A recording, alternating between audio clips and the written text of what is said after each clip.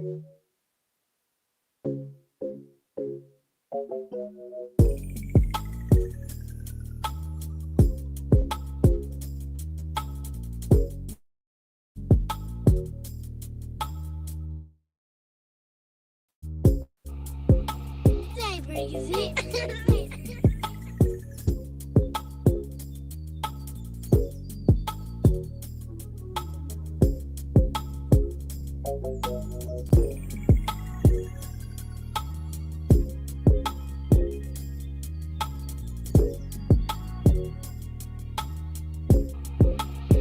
Crazy.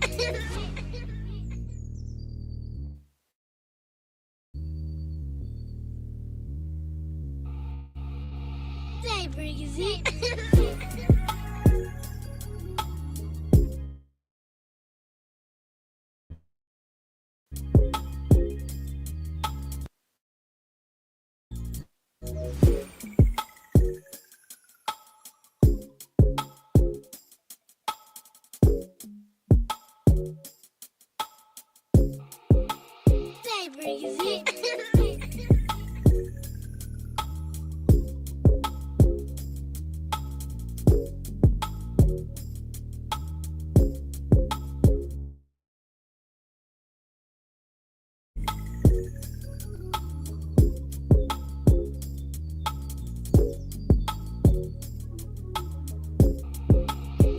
Crazy.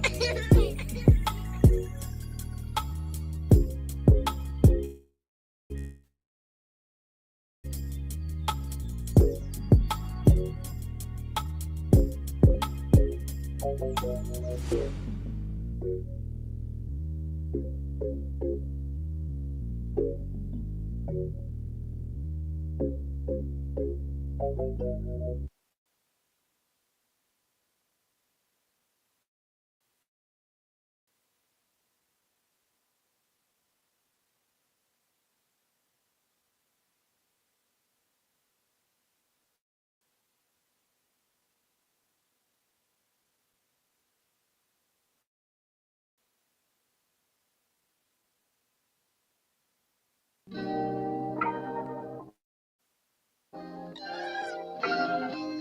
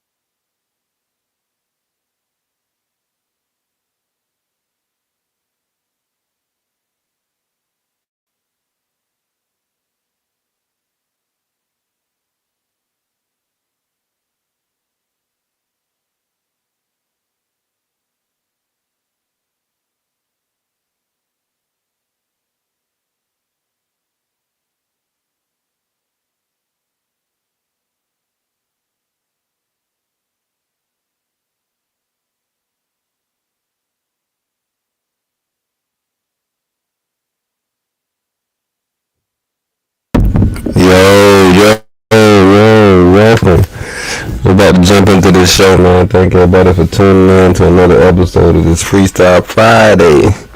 Let's get this thing cracking.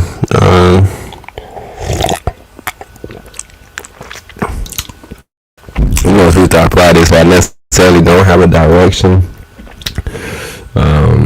Say that for Sunday, how we usually do, but we can start out very, I guess, I don't know what you would call that. But yeah, we can start out. Let me see, playlist.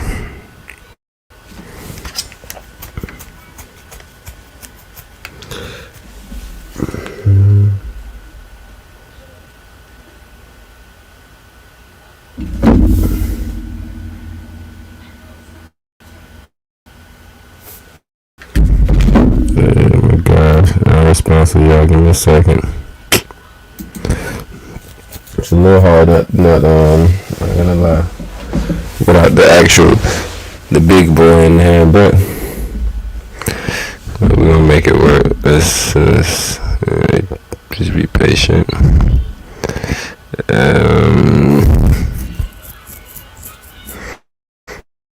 Yeah, exactly. So we're just gonna do this freestyle Friday.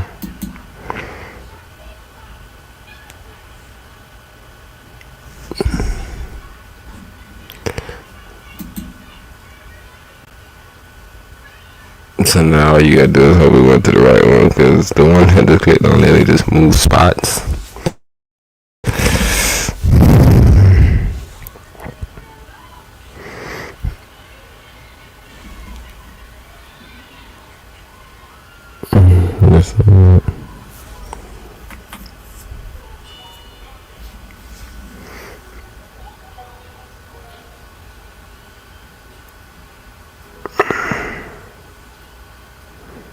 Everybody wanna be real. These niggas fake, nigga. You can't even.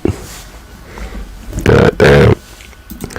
Yeah, bro. My John is in freeze mode, but I knew that was gonna happen. I'm not necessarily tripping about that more so.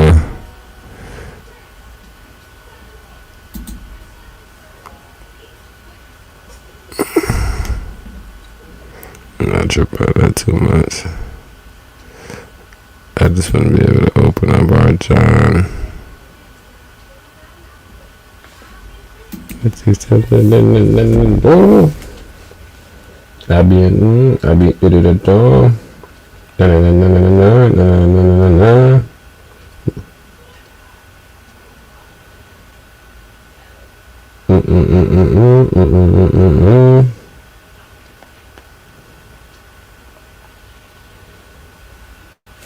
Okay, there we go. Free fry. Let's get busy. Man, y'all been seeing what's been going on in the LA fire. I don't know. I guess I would maybe necessarily have to start doing. What would you say? Maybe not. Yeah, okay, and we go with that right there.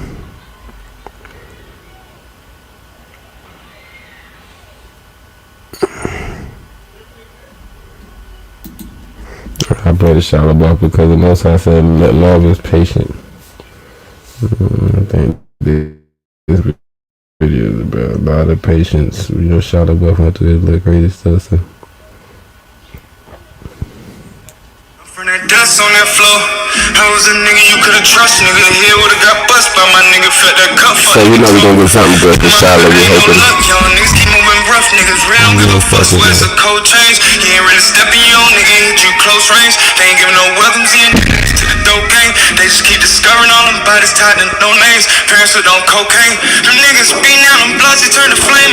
Death for my cousin made me lose and I can't aim wrong. Trying to find somebody else to blame. Let's get this pain going. Said it's still a couple fuck niggas I gotta rain on. Young nigga hang on.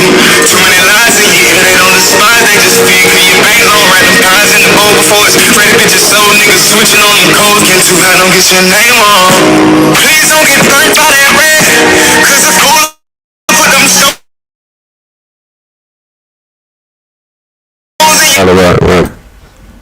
I never had what I got with her, which is, to enter my life to be with me, she had to take a loss.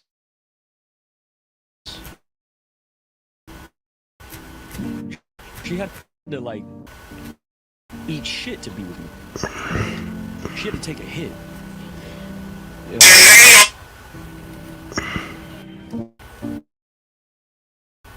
In ways that I've spoken about before, and in other ways too, probably, you know.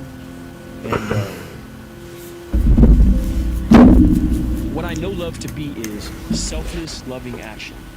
And I've never known anything as selfless, active as what this woman did for me in my life. She showed up for me at a time when, I mean, this is the first time I saw her. We had been estranged for like years because of my jealousy. She went and did a movie with another actor, and I thought she was cheating on me. So then I cheated on another. It was just a fucking mess. It all weak shit, little boy shit, like nonsense. And we hadn't talked for 2 years when all this shit hit. And they do something called Family Week. And every week, on a Sunday, everybody who's involved in the program has their family show up on these Skype calls. And everybody will show up in the same room. And your mother, your father, your brother, your sister, your wife, your friends, whatever. Just you and the people? Or no, it's you, the whole squad of you that are in this group. Like 12 of us in my class. Everyone's family. Everyone's family pops up on the screen. And week 1, no one shows up. For me, no one. They got the calls. I know they got the calls. But no one showed up. My mother, my father, no one showed up. Manager, same thing. So she's starting to feel like this. She's empathizing with where I'm at. Everybody else in the room, we got a dude who, like, you know, this isn't just alcoholics and shit. This is like fucking arsonists and like child predators and all kind of wild people in this group, right? And they got people showing up for them. And I don't have nobody showing up for me. And week 2, week 3, I'm there 90 days. So I'm there for clip. And there comes a point where Family Week comes around. I say to my therapist, like, I'm not gonna go. You know, like I don't want to subject myself to this shit. Like I'm on a path, and you know, let me just stay here. Like I don't want to keep reminding myself of how fucked my situation is. And she says, no, I think you should show up this week. And I show up thinking, all right, my mom's gonna be on there. You know, my mom will be on. And Mia is on the screen. And you know, like, you don't deserve that kind of shit. You know what I mean? You don't deserve that kind of shit. Like I don't deserve that kind of shit. You know, I don't put See, years and years. and shout out to Charlotte, bro. But like I said, it's always different with different people's situations. So you don't want to, man. But you don't want to make a wholehearted, a drastic judgment about whatever the situation is. But right, it got to be, I guess, grace on both sides, right? Because in his mind, he's saying, I was jealous, you know, but I don't really know where that's at in the scripture, right? So a lot of these things that we say scripturally, like I said, the same thing with Carmelo Anthony and Lala. Like, we could always look at it and be like, man, when I was younger, like, no, there was never a time that was supposed to be okay, right? Maybe some people could react different to it, which is what he's ultimately getting to right at the end necessarily. And I hope that he has that, just looking at it from both angles, where he's saying, bro, love, like I told y'all, love is patience, right? Love is all these different things that allow one to be together. But listen to this. Haven't you heard, he replied, that in the beginning the Creator made them male and female, and said, for this reason a man will leave his father and mother and be united to his wife, and the two will become one flesh. So they are no longer two, but one flesh. Therefore, what God has joined together, let no one separate. Right? So that whole concept is the same thing I'm trying to explain right now. Like, I understand you in the joint, you expecting your mom and your dad to call you for real. Like, there's nothing wrong with it, but I'm just saying for real.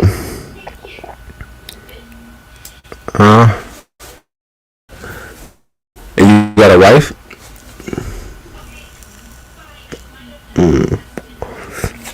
So, like I said, shout out to him, because it does show you true love, and it does show you true patience. So there is an angle to look at it where you can be like, yo, she truly loved him. But I don't want it to go missed on us, right, that mom and dad love each other. Like, they love you as a child, but that's not what the Most High put them here for. Like, in the sense of this one flesh situation where they have to go through it with you. right? I've raised you as a child. You feel me? Blah, blah, blah, blah. Gave you whatever I could give you. Now you're on your own, right? I have my own stuff to worry about, and that's where I'm getting at ultimately, where it's this, because I was listening to people talk earlier, and it's about entrepreneurship, and it's a man and a husband and a wife, but they're doing different jobs. I don't remember the Most High prescribing us those things. But hold on, I'm going to get to that in a little bit, so I'm just going to let Shalabah speak, though, because right now he's speaking about the power of love, and like I said, the point of it being patience, right? The point of it always being kind and ever-loving, and, right, not boastful, not proud, or, right, not necessarily be able to dishonor, not easily angered, right? But everybody has anger, but I'm just saying not easily angered, right? There may be things that, because remember, the Most High had a zeal. His son brought him to the John and had a zeal. Right, so there is a angle where it's like, yo, there's nothing sinful about that. I don't think that Yeshua came and was committing sins. I don't know if that was his perspective that he said what he was going to do. So it's not sinful, right? You just have to understand what's the purpose, what's the angle here. Just like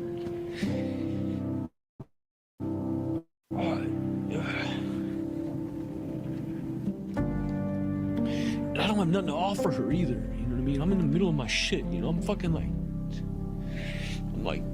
I'm like 2 months into this program. You know, I don't even have nothing going on. I have nothing going on. I'm making this list. She's at the top of the list, but I'm not reaching out to her or nothing like that. And you heard her voice, like she's like a fucking angel. You know what I mean? Everybody does their shit and I'm fucking gone, you know, and so they let her go first because I can't even fucking believe, and they all know because I ain't had no family show up for me, and she unmutes and she's like, hi Shia, you know, and it's like she's prepping a movie. She ain't got no fucking time for this, you know, but she found time and she said, hi Shia, for the job before God.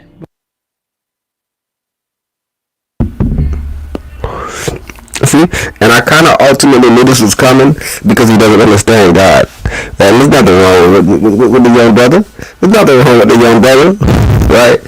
Because like we say God, and he didn't say the Most High, so that's even weird that he doesn't understand God. God is that young lady right there, right? you heard her voice. She sounds like an angel. Alright, so you're saying angels just popped up on their own today? Huh. Maybe you don't read scriptures that you don't really care about it, but in your mind, you think the angels just randomly just like showed up on her, bro? Hey, what the hell you doing, bro? Nah, God ain't gonna take on nobody. I'm just popping up, right? I'm just, it's all about, like I said, you have to give yourself some credit. You have to give most of the credit, most of the glory to the Most High. That's all I'm just telling you. You have to give most of the glory to the Most High. Everything you're saying, understanding love, seeing love, blah, blah, that's all fly. But now when you say it twisted, like there's two ways to say it twisted. You can say, yo, I care about God more than I care about my wife. That's twisted. You can say, yo, I care about my wife more than I care about God. That's also just as twisted. God and your wife is one and the same. Right, and that may be twisted to somebody else in the sense of blasphemy, but I've never seen that in the scripture where that is the blasphemous aspect of it. He said, "You are gods," right? So now the comparison would be about worshiping that person, which is what I think is the problem right now, kind of in this video where I'm like, don't say that, nah, not more than nah.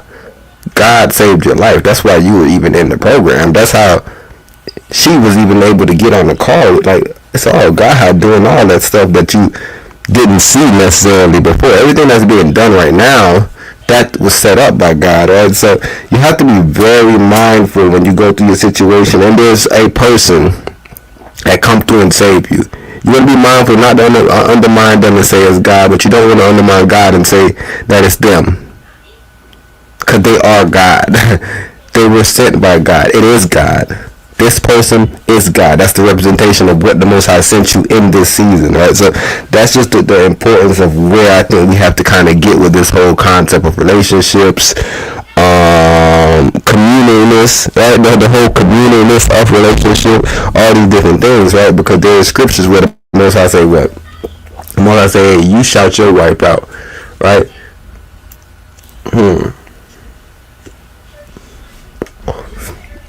My bad, let me read you.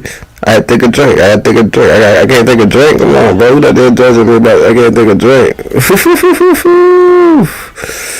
Yeah.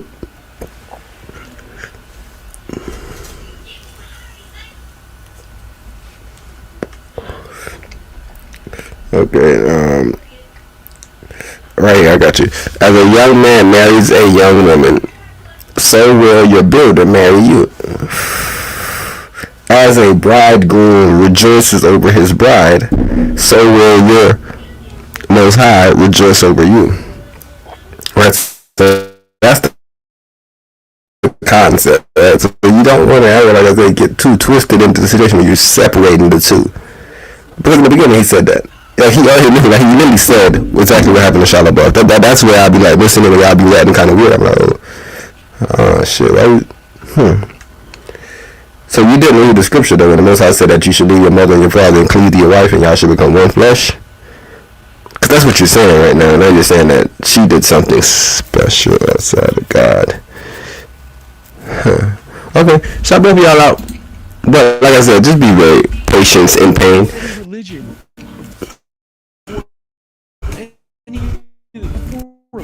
Before a laugh, before Bo, before a phone, was this woman's face. And there wasn't no promises made, wasn't no long conversation being had, nothing. Just her presence, the ministry of presence. Sometimes that's all you need to offer a person who's in a situation like that, is like just to be present. Right, he's using all the words, but he's getting like I don't get the misleadingness of it. He's saying the ministry of presence. He doesn't have to say it like that. So it's all being put in the context of this is something that was blessing. This is something that was ordained from a system that the Most High put forth before humans even got here necessarily. But then you're also saying no God, no religion, no that. Okay, done out. At a time when I didn't deserve to have nobody in my life, especially her. And I'm not trying to do this boo shit because right away my head goes to like, how's this being viewed? I'm such a fuck this way, but good. You come on, man. Yeah. She's a real one. She's a real one. And I'll never be able to.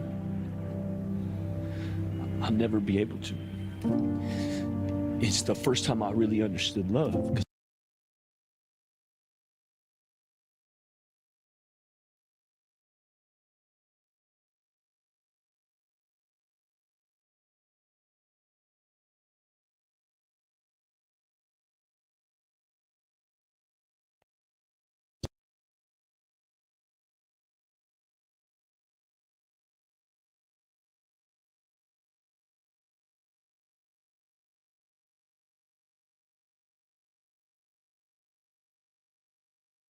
I have nothing to give. And I was sitting there thinking like, well, I don't have nothing. It's not sexy to be with me. Don't you get it? Like, people out here accusing me of like putting makeup on my genitals and like shooting dogs and shit. You know? That's what I'm being accused of. And you're showing up for me like you're gonna be tied to this shit? It didn't make no fucking sense. And love is irrational that way. You can't rationalize real love. It doesn't make any fucking sense. And I had spent my whole life trying to rationalize it. Like, this dude hits me up. He's in my corner because, we fuck with the same craft. You know what I mean? That's what he loves this thing that I got that I'm like, I'm G with this shit over here. That's why he loves me, because he loves that part of me that's G at this. And then I would write your love off like, oh, okay, you love me because I do this shit. And so many of my relationships were basically like, you love me because I'm fucking sensei over here. In the dojo, I'm black belt right here, so you love me because of this. And when they blow the dojo up, you're like, I'm not G at I'm not sensei at nothing. I don't even know how to fish. I don't even know how to fucking do nothing. Like, I don't even know how to camp. I'm a fucking little kid. You know what I mean? I don't know how to make a fire. And yeah, she gave me hope, bro, when I was really like running on fumes. I wasn't running on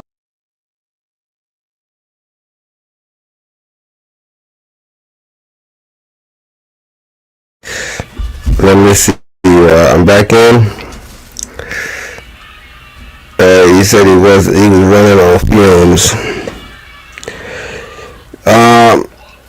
This is a little weird, right? If you're running on empty, you got low gas. Your gas is low. If you're running on fumes, you don't have any gas. You're not even empty.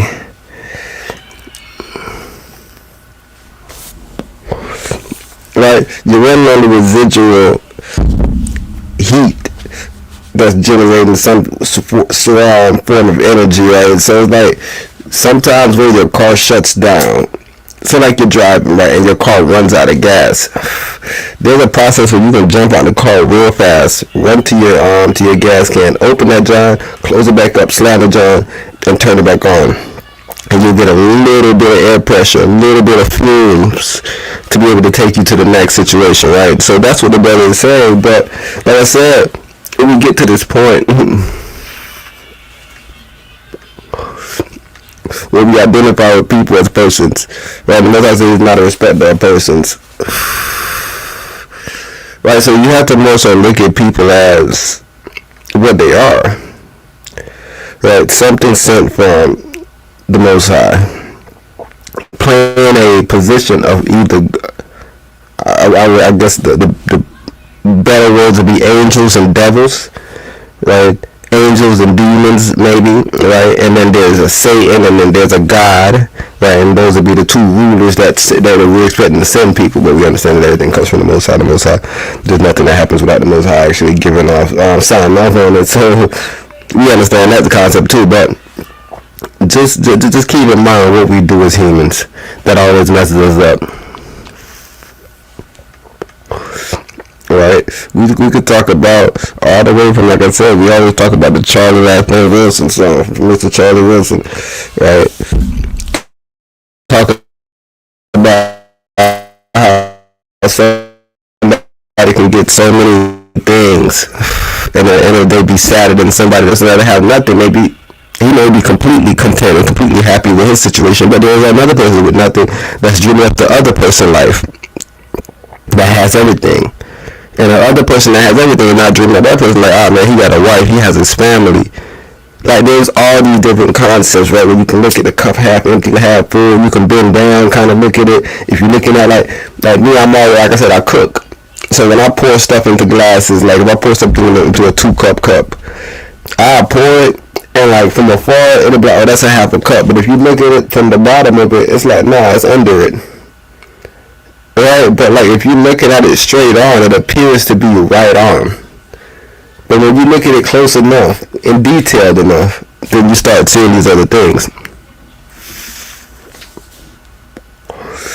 Okay, so one of the main things that stuck out to me was like I said, there's a couple other things, but because he ended with this, we will start with this and kind of go back. He was identifying with himself. What does that mean? I'm LeBron James. I'm Kevin Durant. I could be anybody necessarily.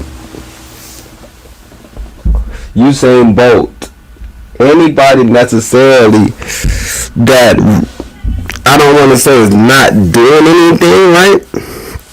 But even within the Most High's kingdom, where would you say is playing a necessary part? Maybe you can say, yeah, I'm running these events and I'm the best in it, and at the end of all of the events, I glorify the Most High. So what I'm doing is I'm using my platform to glorify the Most High, and it's like, okay, yeah, I can see that right there being something, right? But when you identify with such things as, yo, I'm a track star, I'm a basketball star, whatever you may think you are, right? You may identify with whatever thing you are.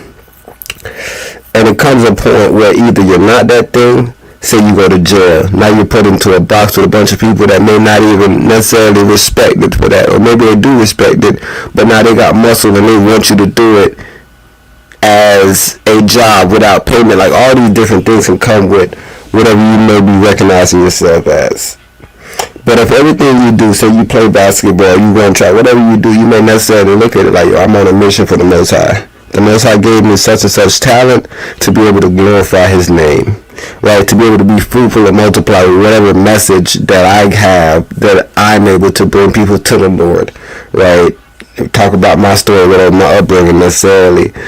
So, just like I said, just listening to him and him saying those things, and that's, like I said, that was one of the things that he was really amazed by and taken aback by with his wife or whatever. He was like, yo, everybody that was around me, and like he even jumped off his life and he was talking about, bro, that was interviewing him too, like just anybody necessarily, bro, like me and you actors, me and you basketball players, I'm raw as fuck. I'm a legend. You good, but I'm a legend.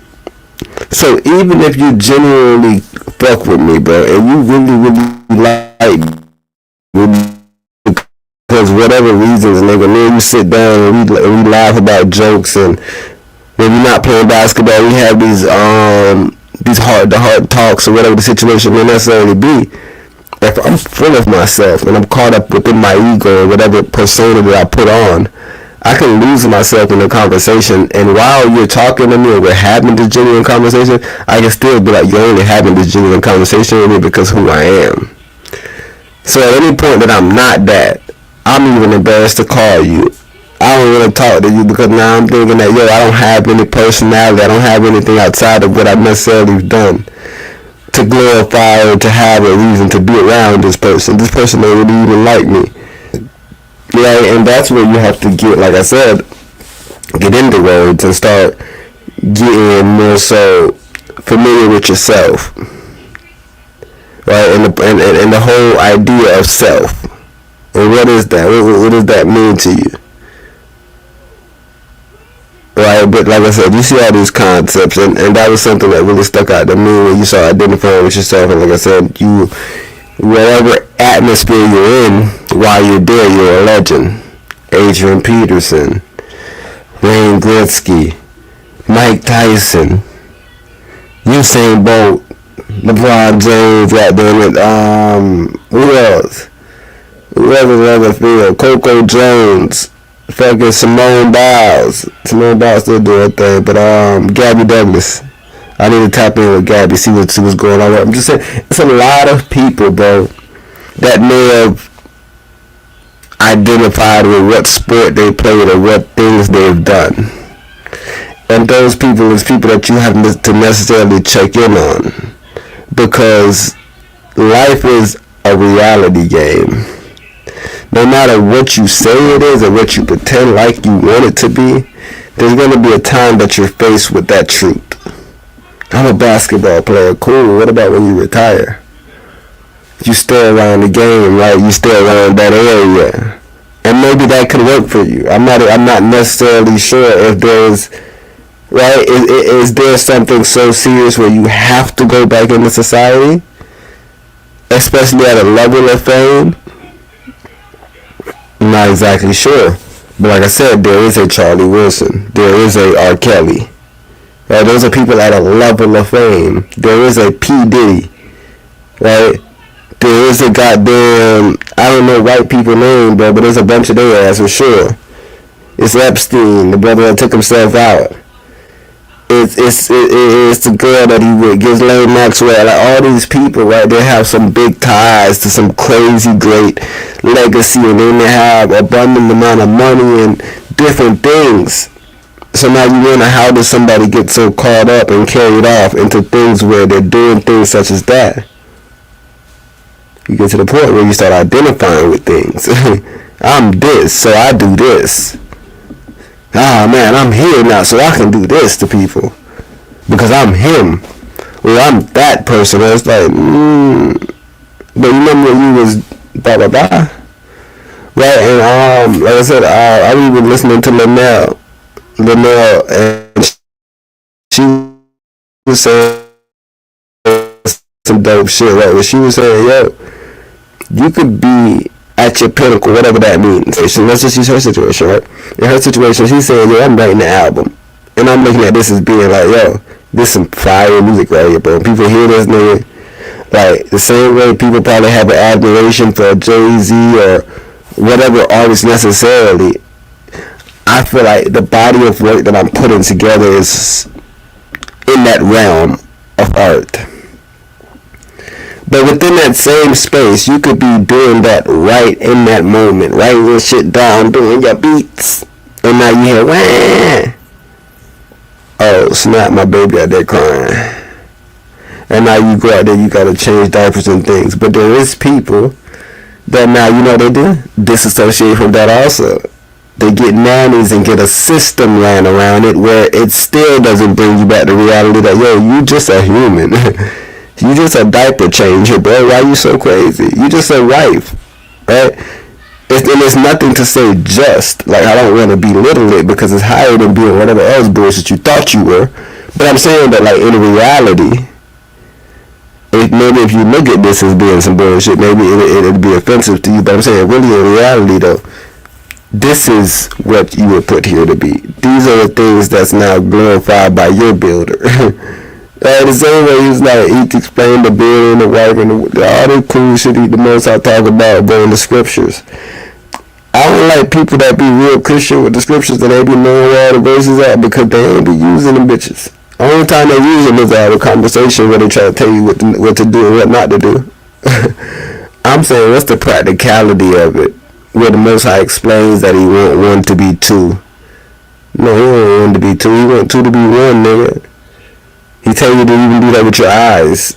That's how everybody get, oh yeah, bro, you talking about the third eye, you're part of your blood. People even have that discussions about the Most High, how deep the Most High really get. I'm just saying, right, so there has to be an angle where we're not so caught up in whatever presentation may be put forward, right, and what does that mean? I put forward this presentation, I get on this basketball court and I bust ass. You put me on this pedestal of almost being God. You don't know that I drive my own whip. You don't know that I clean my own house. You don't know that I have a wife and I have youths and I have to go to their games and all these things. And now when I do go to their game, now I'm put on a pedestal for doing that. Look at the celebrity. He's out of this child's game. Right, like I'm just telling you, like it's all these things, and you start like really looking at the gambit of possibilities, right? When you get caught up into this ego boy, and you get caught up into the situation where you like, this is the only right answer, and what I'm doing is the path to whatever success the Most High is planning for me, and maybe it is, but with the whole point of the success in the path the Most High planned for you was for you to get there and glorify Him. Right, and everybody talks about, yo, the Jamie, the special, it wasn't really a comedy special, but he was saying, man, the reason why he feel like he got the better bag because he stuck glorifying the most. Yeah. Nah, but in a simple sense, like, when he was like, get real practical with the scriptures, maybe it was like, hey, blah blah blah, let me abstain from these things, let me not pass my seed through the fire, whatever you may have been necessarily studying, it's what it was, right? So even when I see people get on the Most High, I'm not buying it initially. I want to see where you at with them. What's your vibe with them? When you getting into the situation of the Most High and you like, I don't want to accuse you of being like playful, right? But you in a situation with the Most High,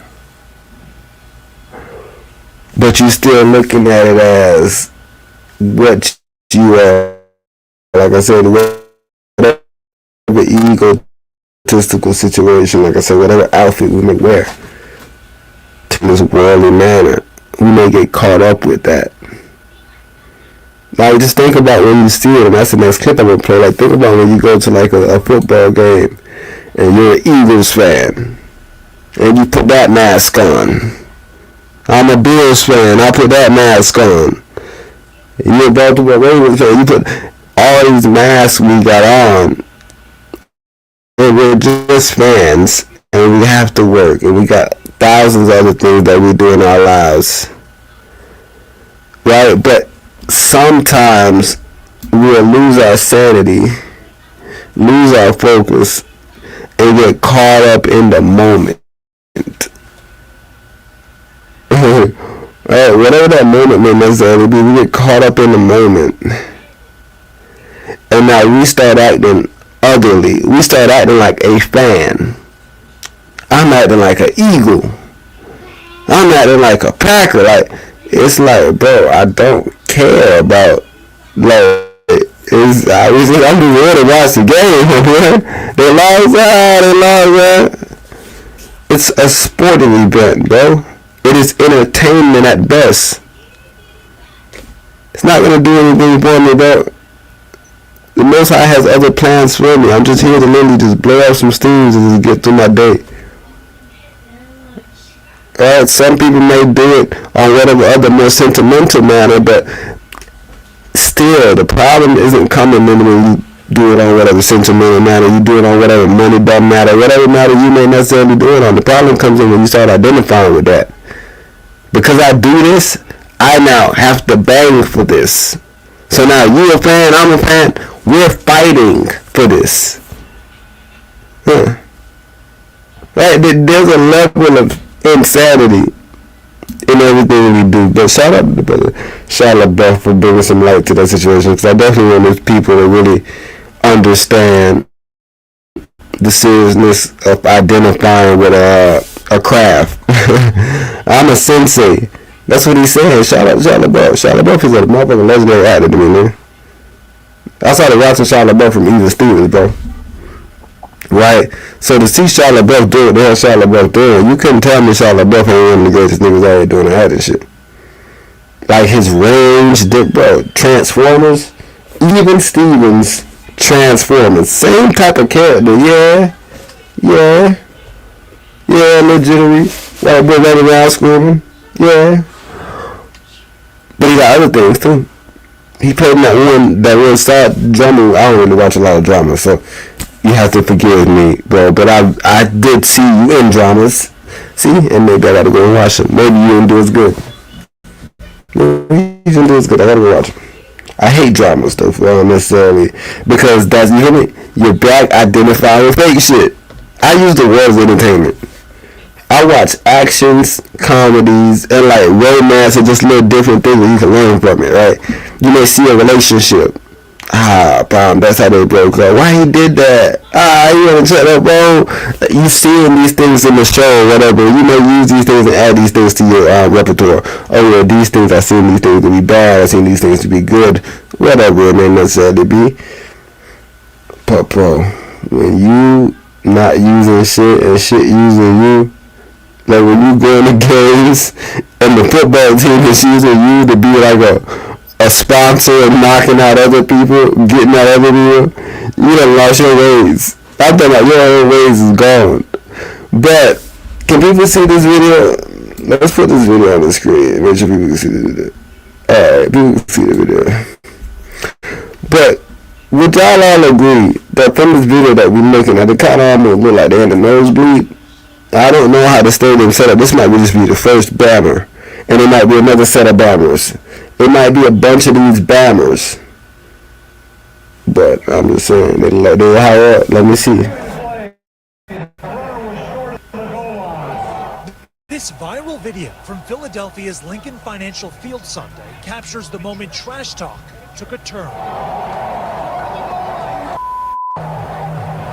The Eagles now banning that fan from the team's stadium for life after this vulgar tirade. See?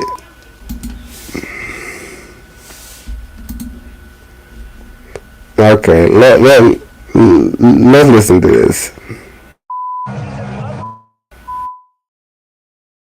Personal jabs at me. Green Bay Packers fans Ali Keller and Alex Becerra posted this video on X, which now has some 30 million views. The couple speaking out to NBC Philadelphia.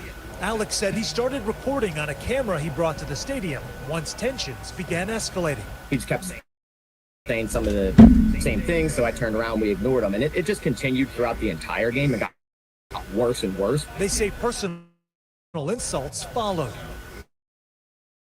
Actually said, what does that mean? And he said, you know what that means. And so I said, Have you looked in the mirror yourself? And he said, yeah, but I'm a man. I'm allowed to be ugly. You're a woman.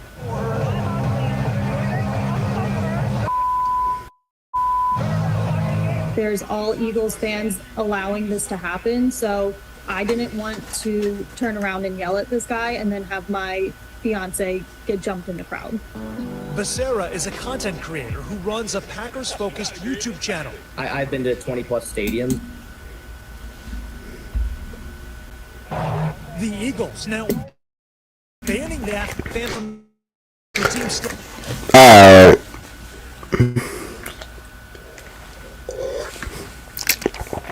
Oh no. Oh, we got some sane people out there listening to this right now. This is hogwash. This is hogwash. Why am I saying this is hogwash? Just two reasons. No more reason. OG didn't record. Your angle is now, like, to me personally, unless somebody go back and get the other angle, this angle is bullshit. Imagine when the Packers first scored, and she turned around, and she was like, "It's gonna be a long day for you, you old fart." And he said, "Oh, she sorry with me." Yeah, she sorry with me. She better hurry score. Cause I am gonna talk so bad about this young lady that she's not gonna know what hit her. Alright. Yo, hold on. I gotta do something real bad. I have to, because at some point you have to wonder, did this brother choose to do this shit? Yeah. Okay, this is this game right here. This game. Okay, so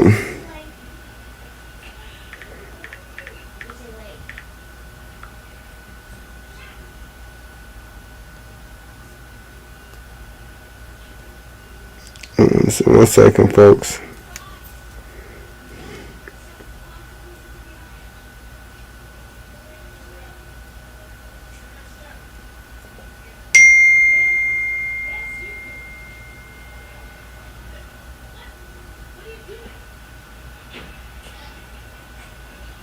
Okay.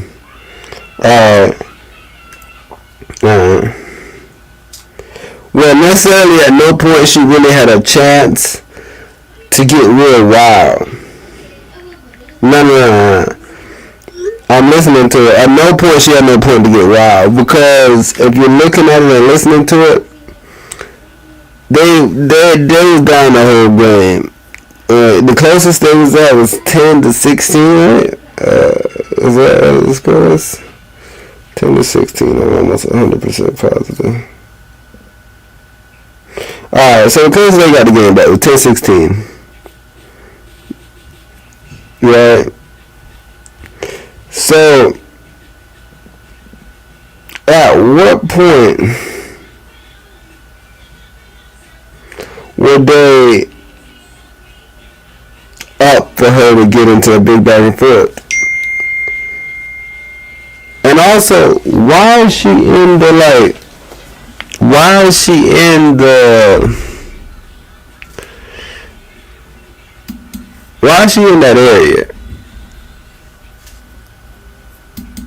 What's she doing in that area around those guys that's on whatever angle they on or whatever, you feel me? They ain't playing. Why are you around that type of person?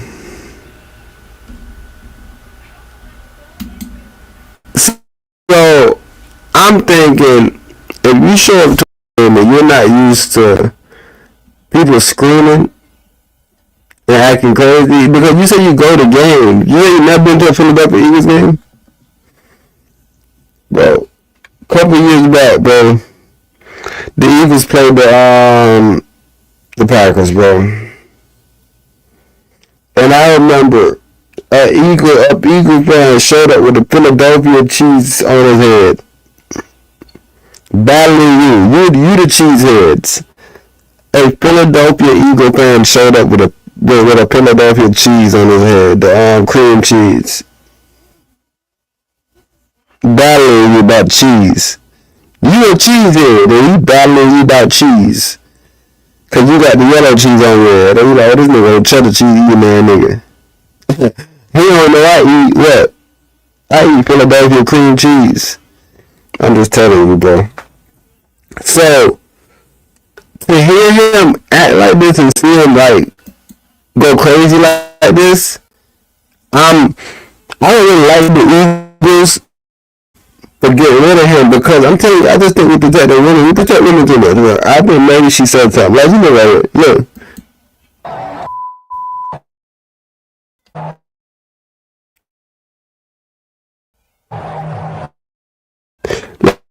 Like, why he said that?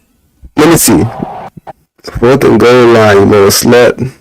Why would he be saying that? Like, what possibly, like, bro, I've been a fan. See, I've never been a fan. I just explained to y'all, bro, that we cannot identify with bullshit, bro. Literally, I've never been a fan of nothing, bro. Man, maybe when I was a child, bro. I always tell this story to my wife. I'd be like, yeah, I remember when I was a child, bro. And I used to watch the Lakers games. And I used to be mad. Hold on, y'all. Somebody's saying I got a problem. Somebody's saying I got a problem. Somebody's saying I got a problem, bro. My mic shouldn't be muffled, bro. 1 second, y'all. Now banning that fan from the team's stadium for life. Well, it wasn't about the game either. Like, he was making personal jabs at me. Green Bay Packers fans Ali Keller and Alex Becerra posted this video on X, which now has some 30 million views. The couple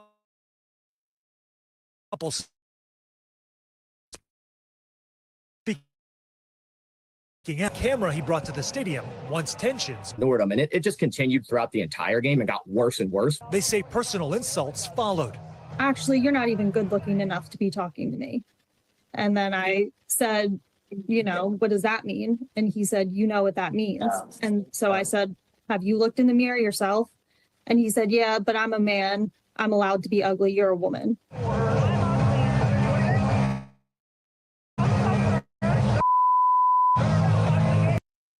There's all Right, so like I said, if y'all watching the video, bro, if y'all watching this video, it don't seem like I don't know, bro. She's saying stuff back to him, bro. I don't know, bro. I think the Eagles, this is what I'm saying, the world that we in, bro, we too sensitive. Like, I'm seeing everybody with the jokes. It's funny. We should do it. We should have a show. I sponsor it. I wouldn't sponsor it. I gotta see what the price I get in at. But I would invest in it if it's a good price when I get in, though. If I know it's an uptrend coming, I invest in it. Because imagine dressing John Jones up just like this white man right here, putting on a Packer hat, and he just come in with old fat lady. And this nigga, they score, and he like, bitch, your fat ass. And you turn around, hey, bro, chill out, bro. Don't talk to my wife like that. What the hell you got going on? And he like, just your white fat as hell. And it's like, come on, bro. I'm telling you, just calm down, brother. Like, I don't know why are you getting so personal? Let's talk about the game.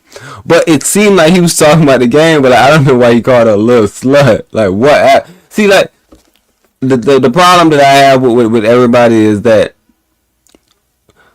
we done made sports weird. That's why we thought Donald Trump was some sexist weird dude. Bro, locker room talk is just that, bro. I'm telling you, this dude right here, bro, he had locker room talk, bro. He playing a game right now for his lady, bro. And that's what I'm trying to tell you. We protecting women too much. Stop protecting women, bro. You gotta let them know the truth, bro. Babe, you know this is a football game, bro. You know this is the Eagles. These boys talk cash shit. These boys talk cash shit, babe. I don't even know why you in that section though, bro. No, why you in that section? You like, at the beginning of the video, I think they said you some prominent dude, you film. Come on, man. You film, you know about the games, and you in like, why you in that section? You and your wife saying little slick shit, bro.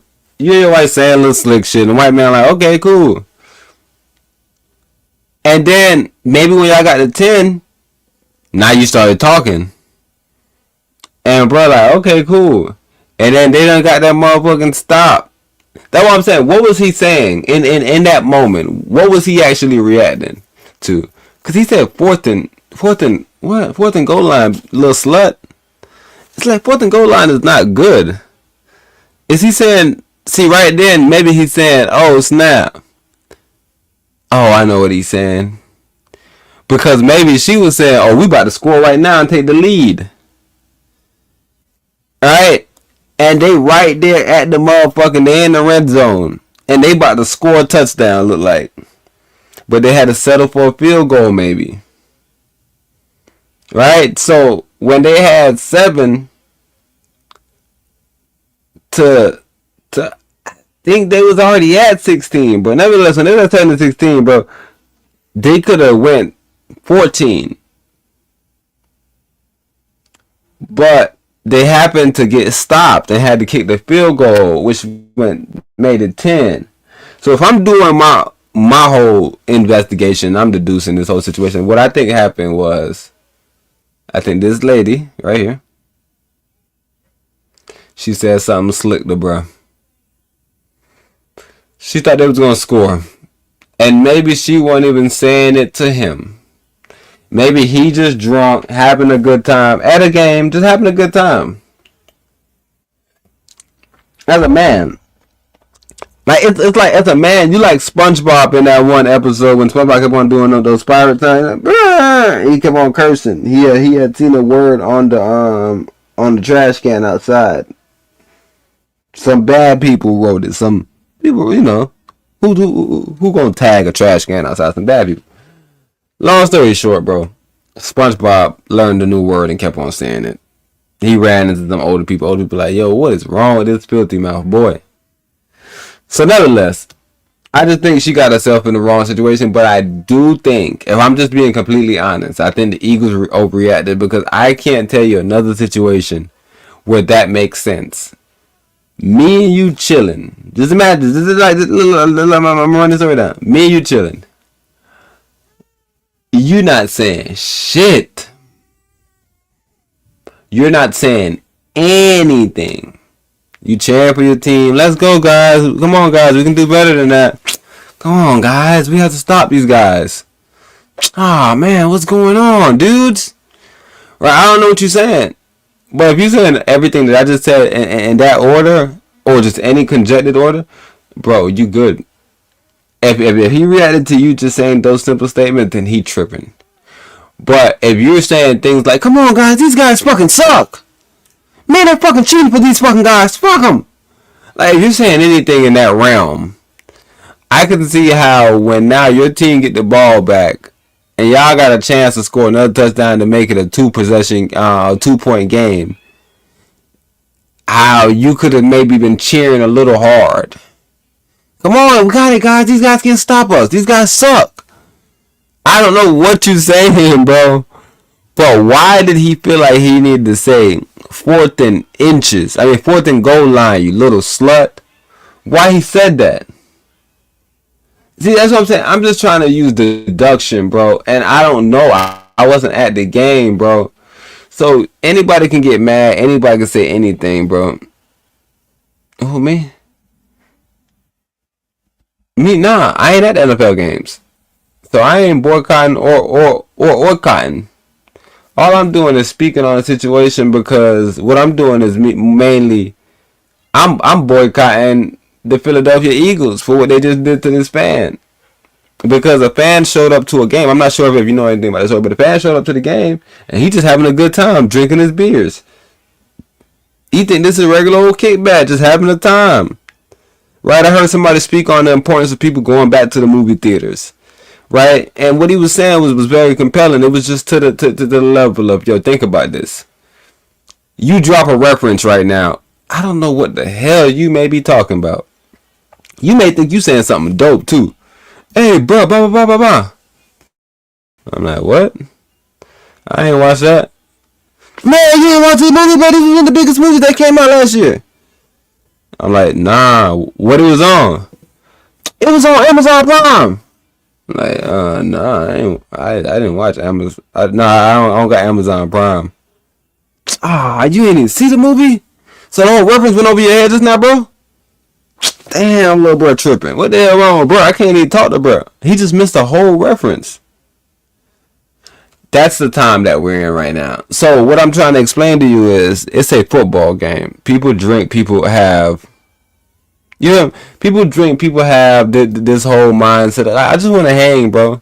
Sometimes, man like just hanging, bro. It could be a group of men, right? And like even you could ask Empress. Empress go to the gym with us, right? Or go to the court. And all Empress always be like, man, look at bro tripping.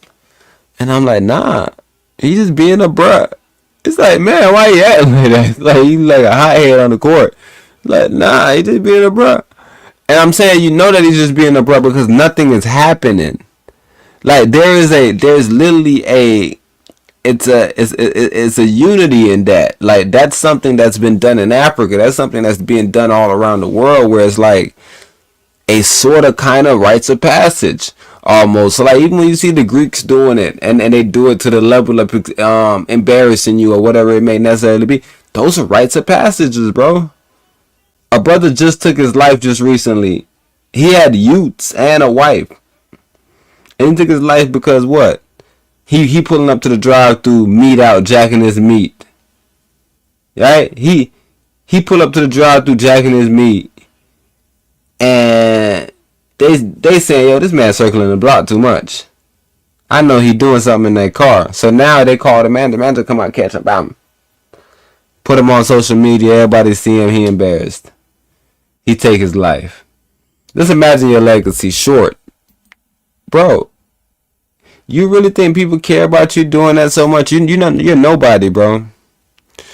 That may be a 7-year tradition. And like, remember what I just told you. It's just like one of the biggest movies in the world. 1,000 people seen it, you ain't see it. You caught up on some shit that maybe half the world ain't seen. Nobody seen, nigga. Couple of the people that you know in whatever area that you in seen. Right? So I'm just telling you, a brother took himself out just because somebody caught him with his meat out, basically in the car, jacking his meat at some bikini coffee bullshit. And we got to get to the level where we understand where it's like, bro, how and you understand the Most High don't got no pity for that. So Most High don't have no pity at all for that type of shit. So that's a double dumb. It's no reason why you should do that, but nevertheless, I'm definitely gonna do that. We got NASA Crypto in the building. I'm definitely gonna do that. I'm gonna finish this out because what happened in this whole situation, like I said, is egregious to me. Because if I go to a game, and you know it's funny to shout out, matter of fact, not shout out, but R.I.P. to Marquise Pops. When he used to go to the games, he was a bruh. I'm just straight. I'm just a brother from poverty, bro. For some reason, bro, me and my son, my wife, everybody, blah, blah, blah, we had something work out in our favor. Our son was a certain height. He worked hard enough. He made it. I'm coming to the games. I'm enjoying myself, bro. I'm first generation with some money. And I ain't the first generation. I am the first generation, but I ain't the generation with the money. My son got the money. But nevertheless, I'm here to enjoy my damn self. Bro, I've seen this man get kicked out of so much games. One of the worst games that he got kicked out of was the game in Orlando. And you know why that game was bad? Because this is where he from. This is where he from, but he in there, nigga, he probably giving it to the Magic fans. He probably giving it to a fat chick like this. I don't know who he's giving it to. I'm just telling you, bro, we cannot get so weird, bro, where like the game now becomes weird, because at the game, we're passing out alcohol, bro. My judgment is impaired. So now I get fired from my job where I come sober-minded because my judgment was impaired when I went to a game. Just imagine that dumb shit. Yeah, but I see you when you get drunk though. When you get drunk, you get crazy. So I wouldn't really want you around nobody. Matter of fact, actually, it ain't about you being around nobody. They doxing you. Yeah, the people doxing you. They're saying you working, and the people keep on coming up here every 2 seconds saying that they want to make sure you get fired, and they're protesting the damn business. Every 2 seconds, niggas outside with fucking tiki torches. I don't know what to do. I don't know what to do, fam. Right, so I'm just telling you, bro. It's all these other situations, but we don't let this one finish. And I'm gonna let it finish in the background because I want to try to pull up this next video. If I can. Eagles fans allowing this to happen. So I didn't want to turn and then have my fiance get jumped in the crowd. Becerra is a content creator who runs a Packers It's normally like that. You know, Eagles is a little bit more harsh sometimes, but it's all in playful fun. consulting firm BCT Partners that specializes in equity and DEI services, identifying the fan in the video as employee Ryan Caldwell and says that he's been let go from the firm. Caldwell now apologizing in a statement to NBC News, writing, "I said things that were unacceptable. In the heat of the moment, I chose unforgiving words to address one of the fans, Miss Allie Keller. I want to sincerely apologize to Miss Keller for those words." Adding, the video clip circulated. Hey, you know the fucked up shit is? You don't have to tell me this because I'm not so sinister and so wicked, bro, that I'm trying to take you out. You know, I'm not gonna lie to you, bro. I'm not so sinister and wicked that I'm trying to take you out, Mr. Ryan Caldwell. Clearly, bro, you're at a game. Clearly, there was something said to you before. It's no way that the whole time you sat there and the first time you decided to say something was 4th and inches, little slut. I'm telling you, bro, this is wicked, that the things that we do to protect women, bro. It's the same thing that I see with Michelle Obama, bro. I'm throwing everybody under the bus. It's Friday. I tell you, it's off the dome, so I don't have any topics. Remember, I wanted to go with my topic. I started off with the scriptures. I was telling you about the Bible verse about the importance of a wife and all this crazy shit. But I do want to really stress this whole thing, right? With a Michelle Obama, she not going to situation. Now we saying, yeah, she don't gotta go there. Yo, you gotta go to everything. You gotta go. That's what it is, bro. If I'm going, you going. You know why we going? Because we the first black presidential couple. So you know what we gonna be? We gonna be standard. We gonna be standard. We hate, bro. We pulling up to him. What do you mean, nigga? We don't move with hatred in our heart. We believe in the Most High.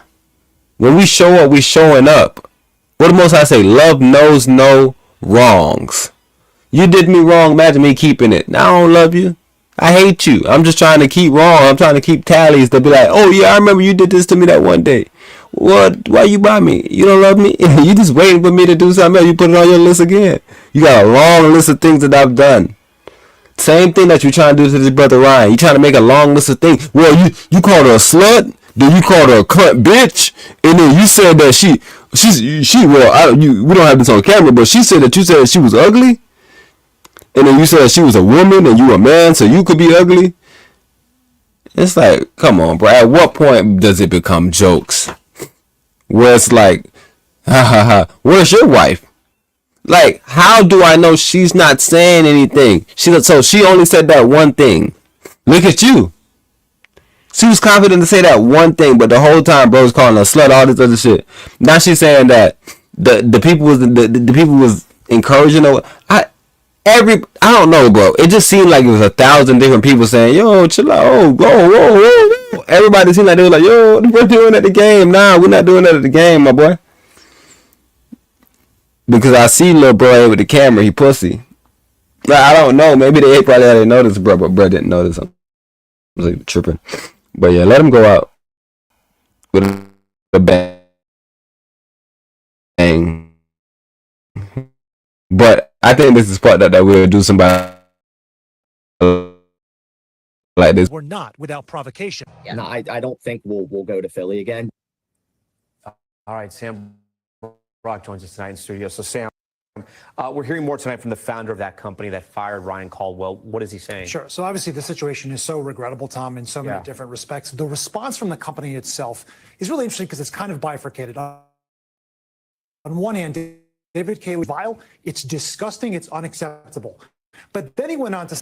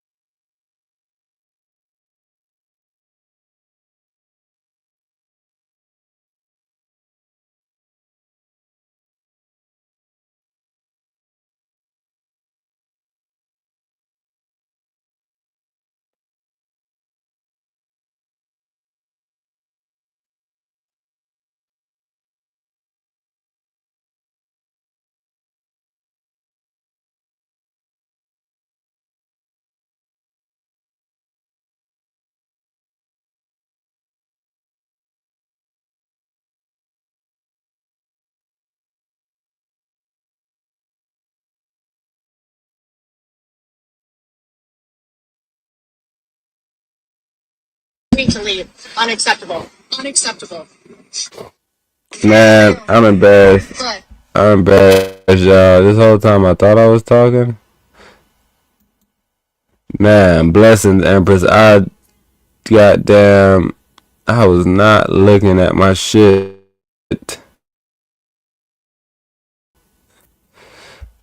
Damn, look, that's a crypto even telling me no audio. Look, I'm really fucking up. With a deadline to ban Even TikTok just days away. even that's a crypto Chinese called it. officials now Nah, that's reportedly facts though. accepting some of God the damn it. US operations to Elon Musk. I literally just looked down at it and was like, what the hell? Hell is my audio? I was explaining a bunch of shit too. But what I was saying though, see. I'm not sure if y'all heard this, but what I was doing, I was reading the whole situation. I'm gonna pull it up though. But a despondent man fatally shot himself after he was caught with his pants down, literally, in his car at a coffee shop in Arizona, according to police. The motorist, Nautica Malone, began his journey towards death last Wednesday when he pulled up to the drive-thru line of Bikini Beans Coffee in Tempe, Arizona, and was approached by an employee who noticed he did not have pants on while taking his order, cops said. Police said the employee told her manager as Malone rolled up to the drive-thru window, still naked from the waist down. The manager allegedly whipped out her cell phone and recorded video of Malone. Hi, how are you? Good. Have you been here before? Yeah. Sir, you need to leave. Unacceptable. Unacceptable. Call 911.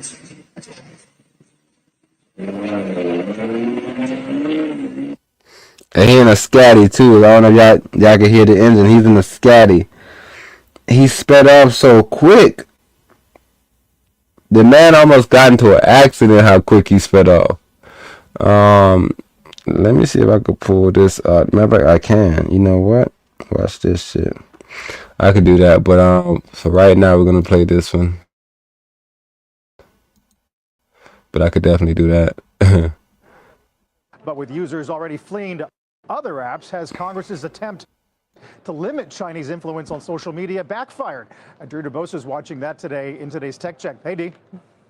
Hey, Carl. So there's an app that our audience should know now. It's called RedNote. And as of this morning, it is still #1 on Apple's App Store, highlighting really this classic lawmaker dilemma.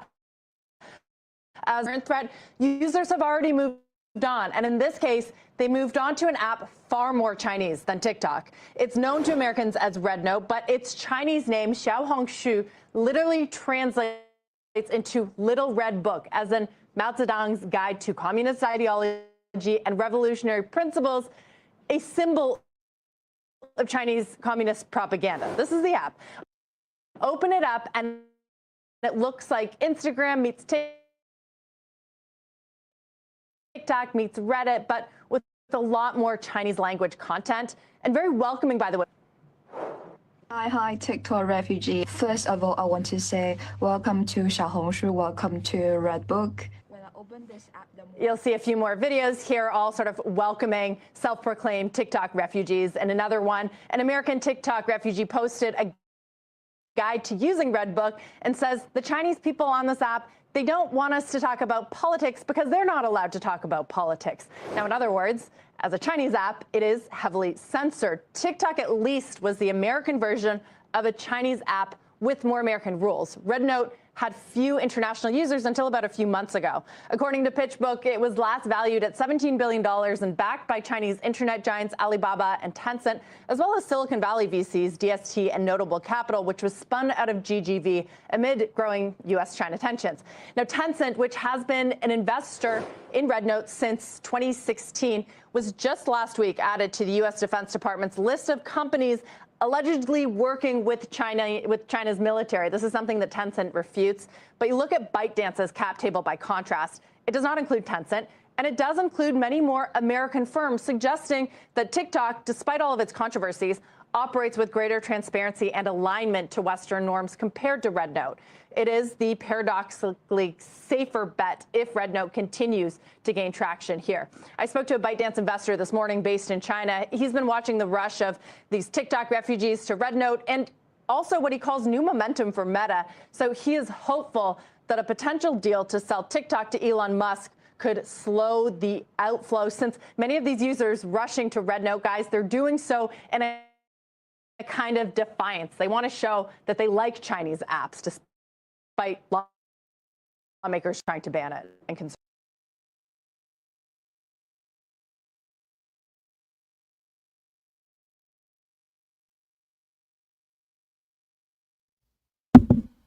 Yay, TikTok refugees. But yeah, as far as even off the back of that, as far as Meta,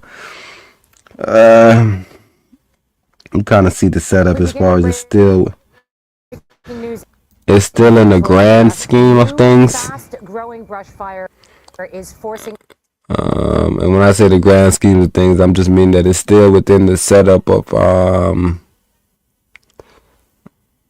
the relatively the weekly, the monthly uptrend.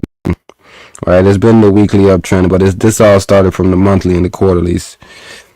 Right, so with Meta, you wouldn't be able to necessarily sell Meta.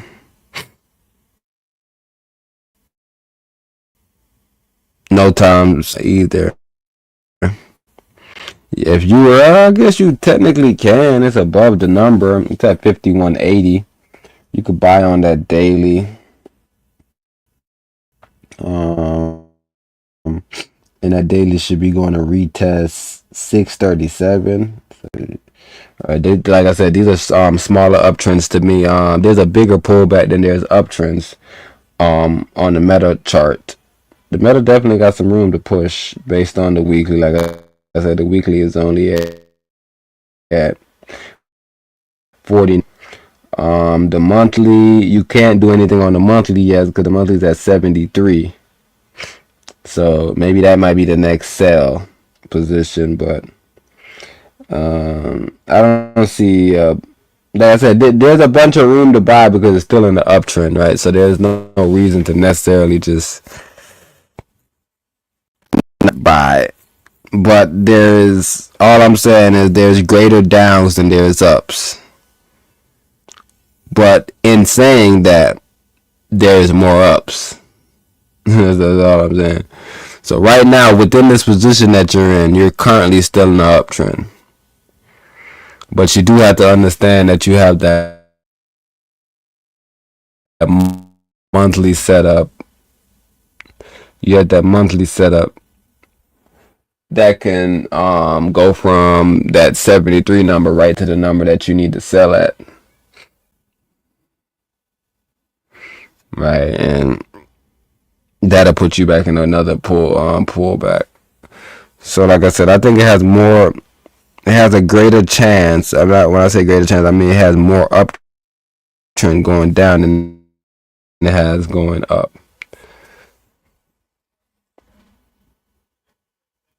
So if you're looking to sell, you have a greater chance of making more profit than buy. But if you're looking to buy, you're still in the current trend, right? So buying won't necessarily affect you based on the current trend that you're in, the daily. Or you can continue in the weekly uptrend. So there's it's a little, you know what I mean? It's a little type of setup that you can do at that play.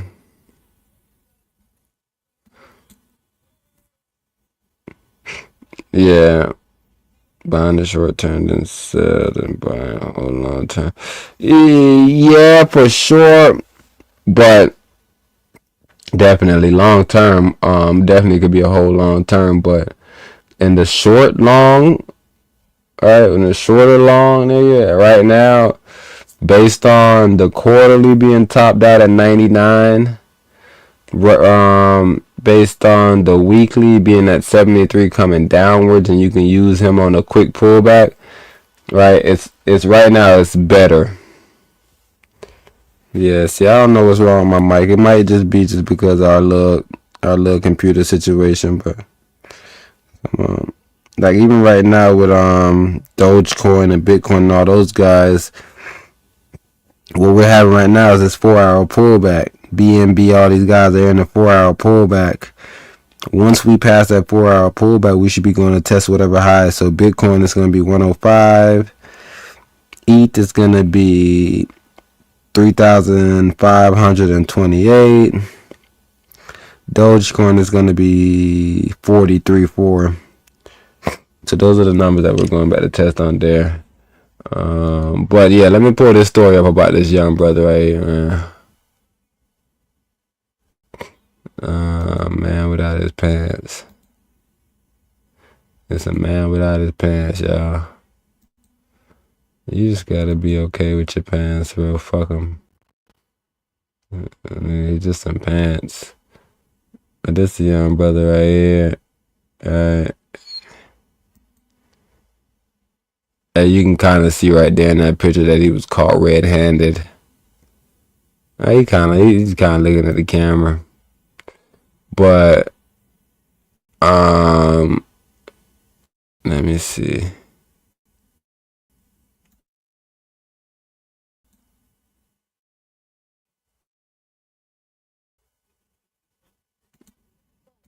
Good. Okay, so this person right here though, they don't like that in a bikini, but this is the manager. This person that's stepping up filming, like you can kind of see their reflection in the car. I'm not sure if we got some investigators on there. Yeah, buys on 4 hour for everybody on the retest. All of the bruh, BNB, ETH, BTC, Doge, anybody necessary right now. Like I said, BTC. People should still be in that. I've been telling people that for goddamn weeks now. BTC, Doge, and BNB. Those right there. Got a little trend to finish out. And I'll tell you, I'm taking profit on the next one. But yeah, like I said, if we got any investigators in here, let me see if I can even solo this screen.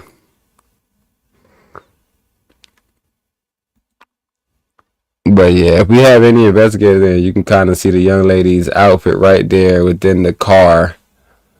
So, but that's the manager. So the manager, she's not necessarily wearing her bikini.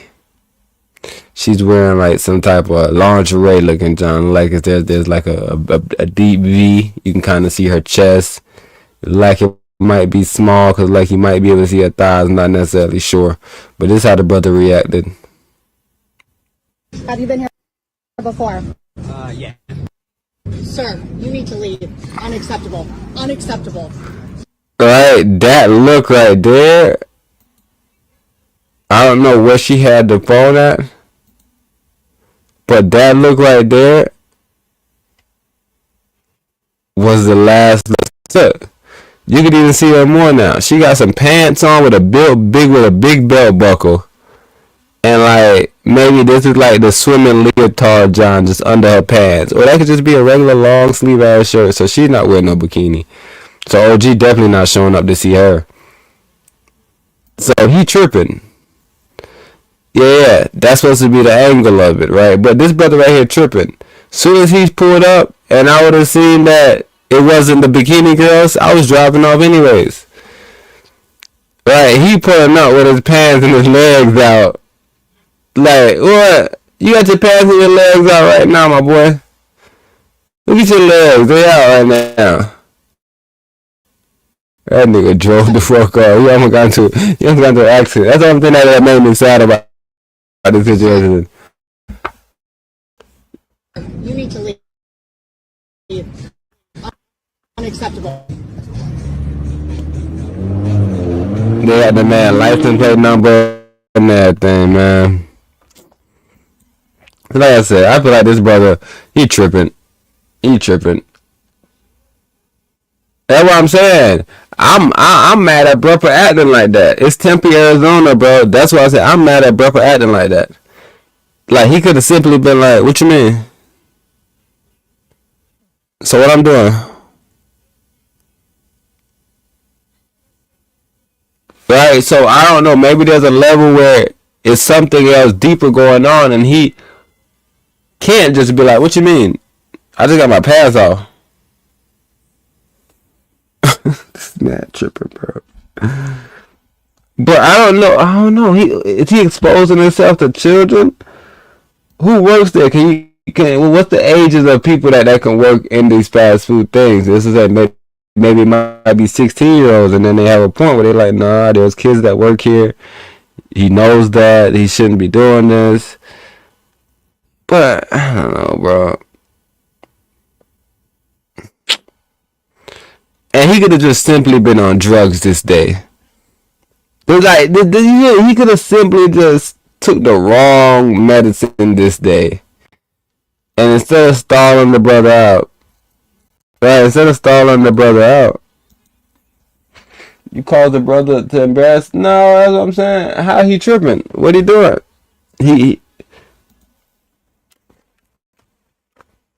What he doing?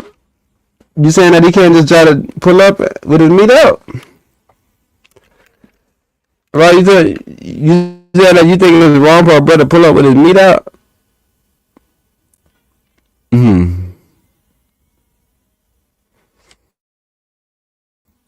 I don't know. I don't really see nothing too crazy with it. I ain't gonna lie to you.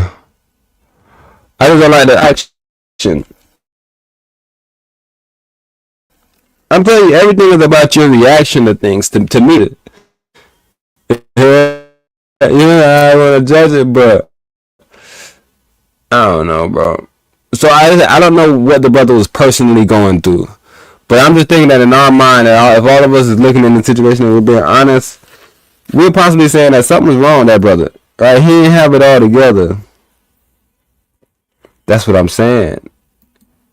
The brother almost hurt himself, Empress. The brother almost hurt himself. So we're not sure of what's going on, but right here you can see it. This is what I was talking about. Remember I told you that this is a married man. This is a married man, right? And this is the scripture that I was reading to the people and explaining it to them. Right here. Right? This is what I'm saying. Right? Only person that man had to speak for was his mom. That's why he don't have nothing to go off of. Remember I just explained to y'all this whole Shia LaBeouf situation and how he looked at it kind of wrong when he was like, you feel me? He was speaking on his wife, but he was saying, yeah, she came through, God didn't come through, religion didn't come through. And I'm like, damn, but God said you need to da-da-da and cleave to your wife because y'all need to become one flesh. And maybe he don't understand the importance of one flesh. So let me show y'all one flesh again. Oh, see, this it's not even on the screen. So the people are like, yo, what bro talking about? Bro, on the scriptures or something? Yeah, same scriptures that we was already reading from earlier. Same scriptures we were reading from earlier. All right, I'm just bringing them back around full circle because we just watched this brother, right? And what I want to say, like I said, because he was a married man. When a man is newly married, he shall not go out with the army or be liable for any other public duty. He shall be free at home 1 year to be happy with his wife whom he has taken. Cool. And then look. What does the book of wisdom got to tell us? The book written by Solomon, in my mind, right? Solomon wrote this one, I think. Nevertheless, it don't matter who wrote it. Alright, God wrote it. You know, the Most High wrote it. At the end of the day, it don't matter who wrote it. Who gave that nigga fingers and energy to write some shit? The Most High. So you only gotta get caught up into who wrote books. I be seeing people that watch the Most High. He's not a respecter of persons. Y'all be respecting people too much, so now that's how y'all be missing things. Like this dude ain't pulling up jacking off. Maybe he respecting people too much. He could have probably did that on the internet. Maybe he wanted to do that. So now why you take yourself out? So like everything, it doesn't really make sense to me. But nevertheless, just pay attention right here. What the Most High says. And though a man might prevail against one who is alone, two will withstand him.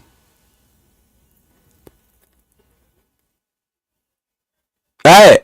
A threefold cord is not quickly broken. Oh, she was by himself in the whip. They had all these employees. He's been driving around all day. This is his third time driving around. Maybe this was his last time. He was like, I'm about to shoot off on the air right now. I'm not exactly sure. But he prevailed against one when they were alone. But that one went and got one, and now it's two. Right? And then there was three. We don't know how many young ladies came and because there was two bikini ladies at the front that went and told the managers. That means when he came around the first time, he must have intimidated them. And that's what I'm saying, like, what would he get in trouble for? It's no way these girls should be under 18 years old. Their bikini, like, maybe I'm missing it. But what did he possibly, like, why did he possibly go out in that way? Like, what did he think was the problem? These young ladies had to be old enough. Right now, I'm rethinking about the situation. Like, this is a bikini, John. Like, right, where could it be a problem? I don't know. Maybe I'm tripping, yeah. Maybe I'm tripping.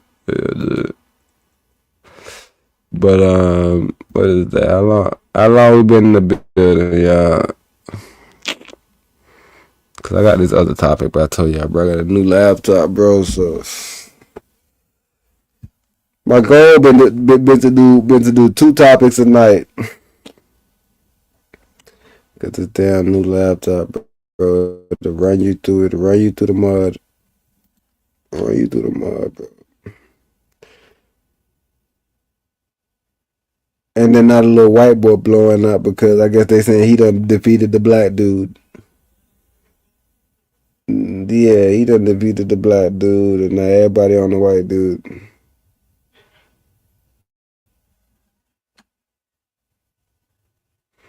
Oh, D'Angelo Russell had a chance to beat the Lakers. That's some random shit I decided to tell y'all, but I just wanted to throw it out there. Yeah, bro, it's taking me so long.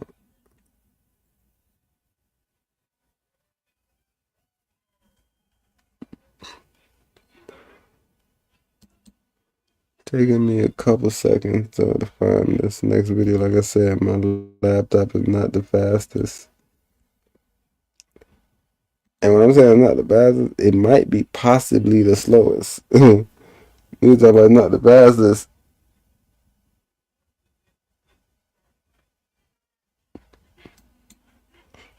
Nah, but I don't know though. Like, what's public indecency about it?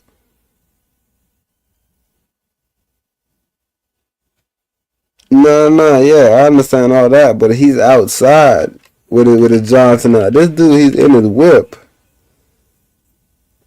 Alright, he technically never has to get out his whip until, I guess he got to go back home. And he like, I got my shorts in the truck. I just put them on when I get to the house when I got to get out the car.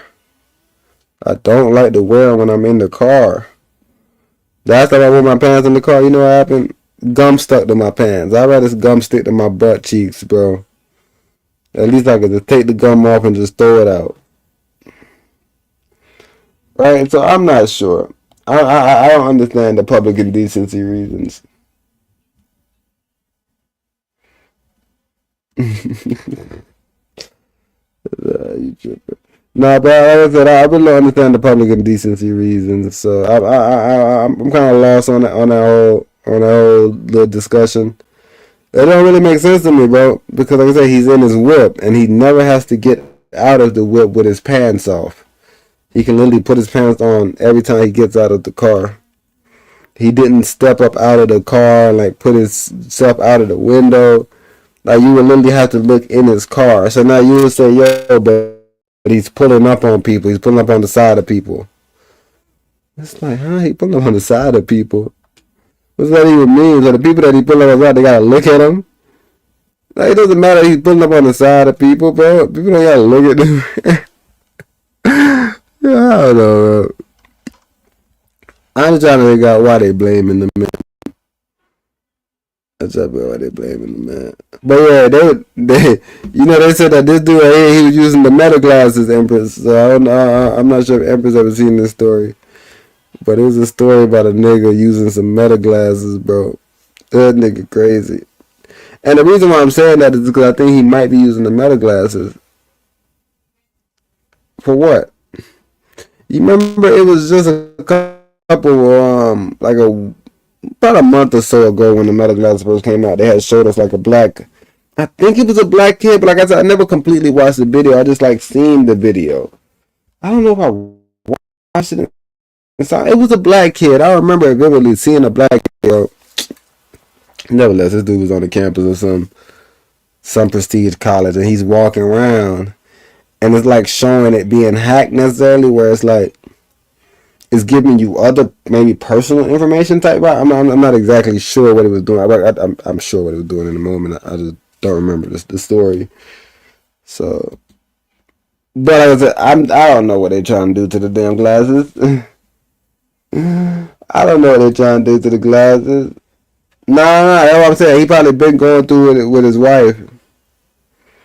Yeah, he probably been going through with his wife, bro, and that's the bad thing. That's why I was like, that's probably the reason, right? The same thing with the story that I'm about to play right now. The next story is what I'm trying to explain to you, bro.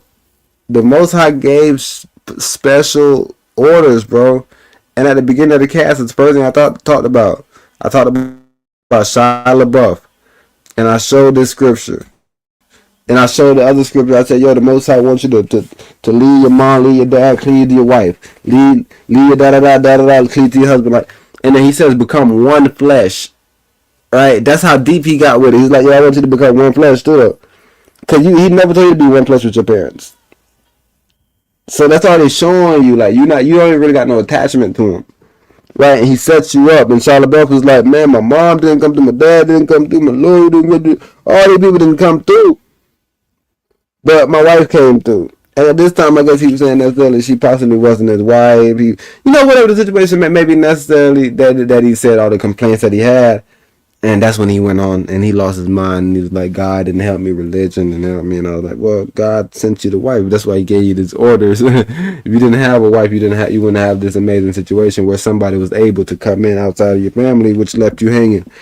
So the Most High always come first because the Most High is the person that you see, right? And like we have to remember that he always say ye are gods for one reason and one reason only, because he wants us to understand that we're the representation of whatever we're looking for. So whatever you may think you're looking for, that's being represented by you. So don't be looking for too much shit, because you'll find yourself. I guess look for a lot if you want to find yourself.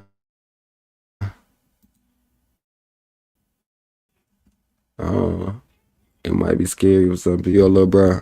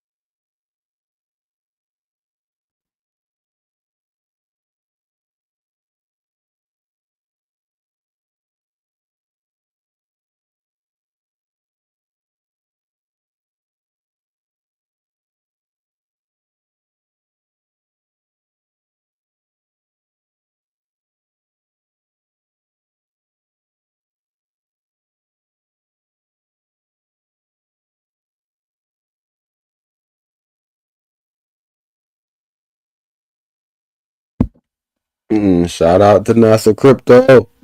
Nah, for sure. Definitely trying to run these numbers up everywhere, man. You know how they do us on the tube, so anyway we can run the numbers up, man. Always thankful for all the subscribers and all the people that tap in. All the people that tap in, and make sure what today is, man. By the end of the year, we want to be at 20,000 at minimum. This is on the 18th. We at 20. Come on, guys, let's get our numbers up. But nah, for sure though. Somebody might be out trying to take Meta stock down. They throwing Meta name through the mud. Right now, Meta tied up with spying on people on campuses. Now it's tied up to this. He did the investigation.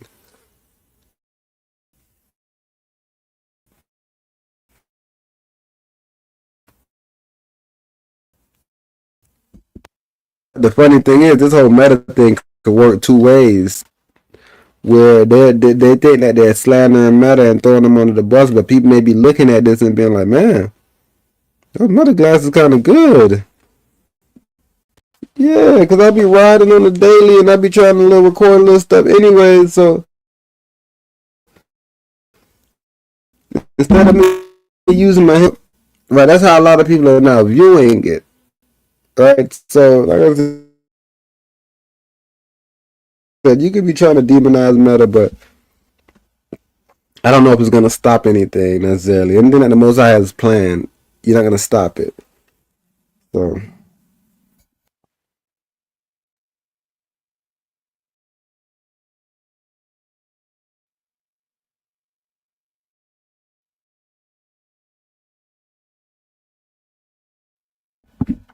But yeah, little brother riding around scoping that thing out. And I want to play this. Is this it?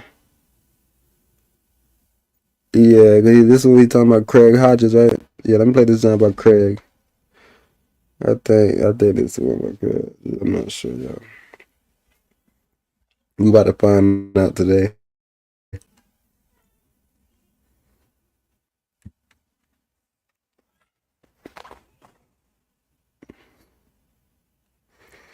I'm trying to explain to y'all that I got the slowest. Wait, what happened with Craig Hodges? After the championship, he went to the White House wearing African dashiki. I remember this. And he passed to a staffer to give to the president recommendations to improve conditions in the African American community. They felt he shouldn't have did that. They blackballed him. And like he's broke 3 All-Star records. Nobody has done that yet. 3-point contest. I said they should have him at every event with a throne at half court until somebody get those Until 3, somebody get it. paying him handsomely for it. I don't petition for me, but they should invite all of those people who stood up for something if you really changed, but you haven't because it ain't the same type of politics. Wait, what happened with Craig Hodges? After the championship, he went to the White House wearing African dashiki. I remember this. And he passed to a staffer to give to the president recommendations to improve conditions. Like he's broke 3 All-Star records. Nobody has done that yet. 3-point contest. I said they should have him at every event with a thrown at half court until somebody get those Until 3, somebody get it. paying him handsomely for it. I don't petition for me, but they should invite all of those people who stood up for something if you really changed, but you haven't because it ain't the same type of politics. Wait, what happened with Craig Hodges? After the championship, he went to the White House wearing African dashiki. I remember this. And he passed to a staffer to give to the president recommendations.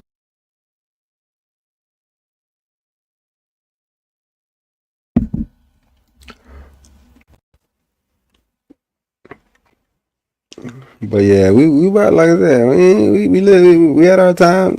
We don't put our time in for the day, for the most part, right? And what I want to say is,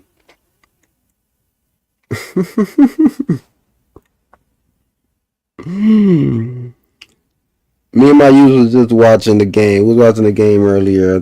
OKC playing.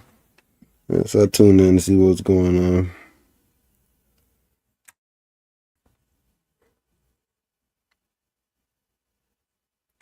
While tuning in to see what's going on, I'm tuning out. But while tuning out, I see people doing stuff for a halftime show, and I'm like, yo, what's this madness? At first gaze, I see a dark-skinned man bent over,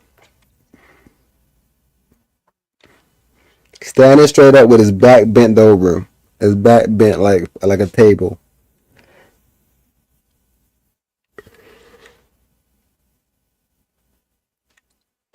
And it's a light-skinned man. He could be white. He could be light-skinned, black. I don't know, but he's extremely light-skinned. He's really light. He's playing drums on this black brother with the piano back. The brother laying flat. He's bent over, laying flat. He's playing drums on that dude back. Okay, that was the part that initially didn't get me. I didn't see that part first. I initially seen a group of people with fucking dashikis on. And I was like, I was telling my daughter, I was like, yo, look at them with the dashikis on. They what's wrong with them, baby? Then I started paying attention to everything else that was going on. I was like, why that dude bent over and he beating drums on his back? Then he stood him up. And then they started like dancing. And I'm like, hold on, what the hell is this dashiki shit they got going on at the OKC? I want to say it was OKC game, bro. Because I'm not watching the games. I don't know what game it was, but maybe it was the OKC game. What else game could it be?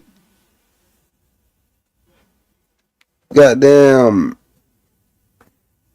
And maybe these were Dallas. Let me see, bro.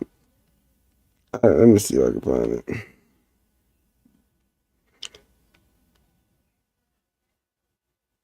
Let me see. Yeah, we almost done. Let me see if I can. Key dancers.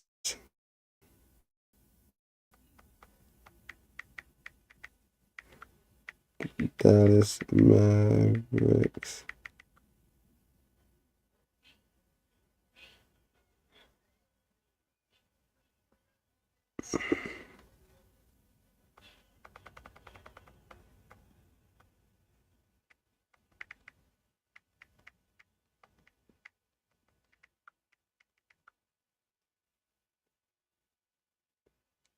Man, I cannot find it.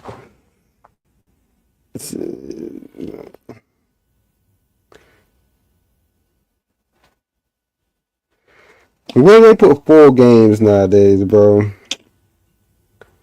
Let me see how that 4 game. Okay, see. Dallas.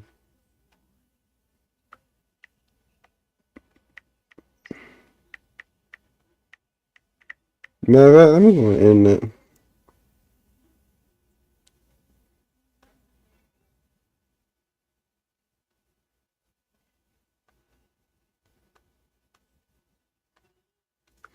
I might not be able to find anything, but let me see what I could do.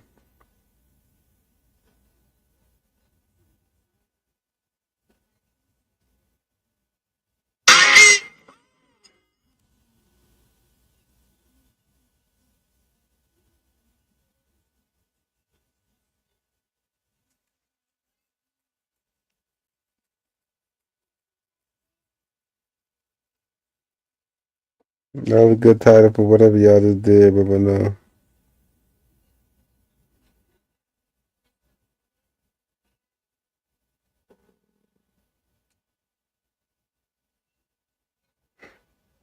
Yeah, I don't have no way of getting the full game right now, but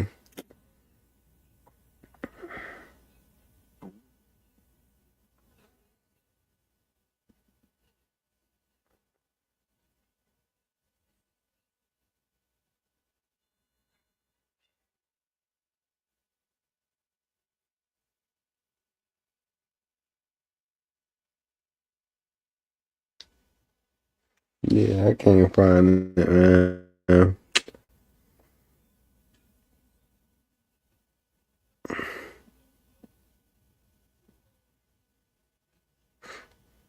But yeah, I wish in the moment I was paying attention and I was ready to catch a picture, but I wasn't.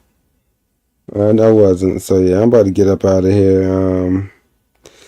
So I try to find the clip for y'all, but nevertheless, simple and plain, bro. Some niggas played against some niggas, and some niggas showed up with a dashiki and did a halftime performance with the damn dashiki on.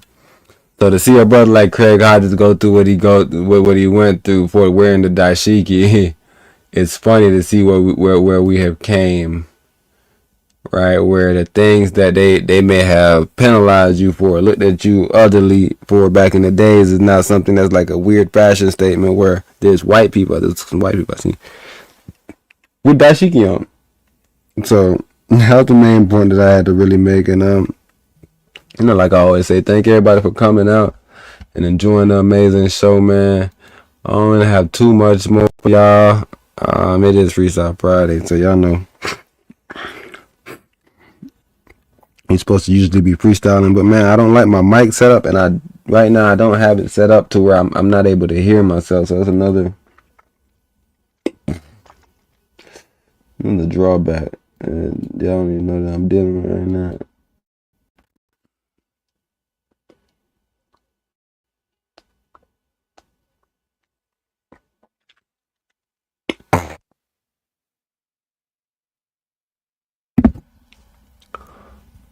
And because I'm so extra and I really want to rap, I'm going through trying to find my other John. It's like, nah. It's 2 hours. We did our 2 hours. I think that was the goal that we were trying to get to. I know that I did I think a 12-minute or so intro, so that's the only reason why I was giving y'all a little bit after the 2 hour, because I know I did do a small intro. But that's it. Thank everybody for coming out. Thank you for enjoying this.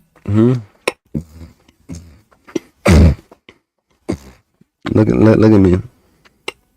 Look at me. My gum itching. Everything is everything, man. Everything is everything, y'all.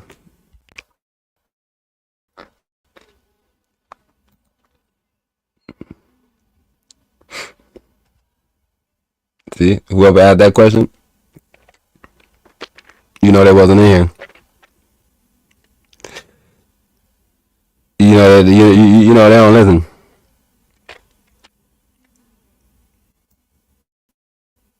You know they weren't in here.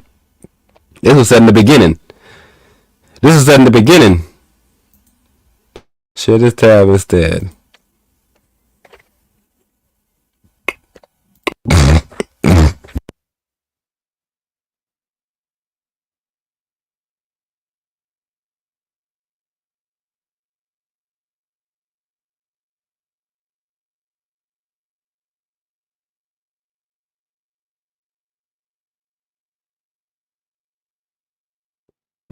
Right? In the beginning, what the Lord said. It is not good for man to be alone. I would fall into a deep sleep. And while he was sleeping, he took one of the man's rib and then closed up the place with flesh. Then the Lord God made a woman from the rib he had taken out of the man, and he brought her to the man. The man said, "This is now bones of my bones and flesh of my flesh. She shall be called woman." That doesn't make sense. For she was taken out of man. Shout you out. That is why a man leaves his father and mother and is united to his wife, and they become one flesh. So if somebody asks me where Empress at while I'm doing the show, that don't make any sense. You see me doing the show? Did you see me doing the show?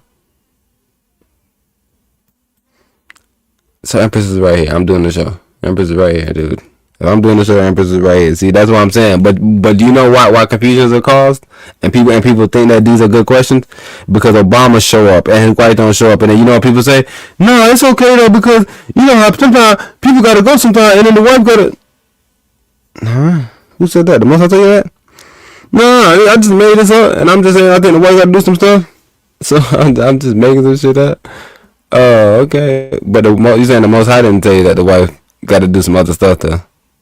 You just saying that you may think she has to do some other stuff. Okay, nothing wrong with that, my brother. But like I said, this was my point of the cast because I was explaining these different things. We put ourselves in positions that separate us and cause ourselves not to be one flesh. So I told you the other show I'm gonna have to do when? I'm gonna have to do that show on Sunday because I was explaining to y'all the angle of two entrepreneurs doing different things and how tough it is. And shout out to Linnell. Like I said, I was playing the Corey and Linnell Grant. I was playing an interview from them earlier, and that was the angle right where it was like, and they was talking about the difficulty of it, and it's like, yeah, it is supposed to be difficult because it's not supposed to be done. Right? The Most High didn't say he was going to find any pleasure in doing that for you. He didn't say he was going to look out for you doing it. He never told you nothing about doing it. So every time you choose to do it, he probably sit back and like, look at this, bro. He love doing shit. Just how think he's smart. Jit dumb as hell. That's all the Most High probably thinking, like, jit dumb. Cause bro think he doing some shit, but you're not doing nothing. Yo, where my bro, I gotta turn my I gotta turn my listener on. I can't hear my voice, nigga, like I'm wearing cologne. I'm stinking it up. Everybody like, bro, what the fuck? It's like you're mumbling in the back, bro. Did you put your vocals up or you got your shit down?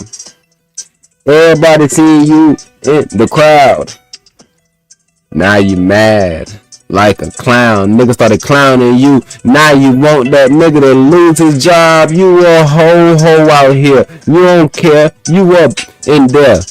Now I'm looking at you. You ain't playing fair. You show up to a game like a fan.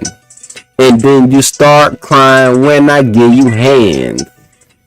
So you start crying because I gave you jokes and you said that I'm tripping. Only thing I know is that you with them. You and that lame nigga next to you with the Green Bay Packers hat on. Y'all some losers. And I'ma tell a chick. A nigga like me, intelligent. I'ma tell a chick. Y'all know that one? I'ma tell a chick. A nigga like me, intelligent.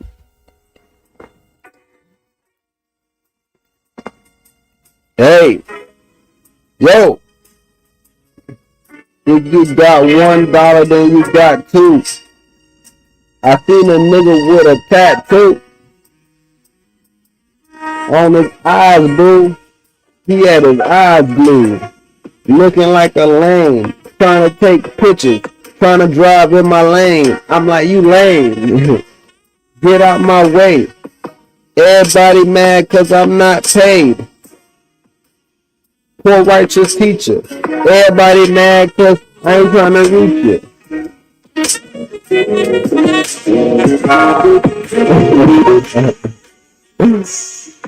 Hey, everybody wanna talk, but they don't wanna talk about it. Heard a nigga outside, said he bout it. So I called him a little slut. Now they see me on camera saying that's fucked up. Goddamn nigga recording the conversation.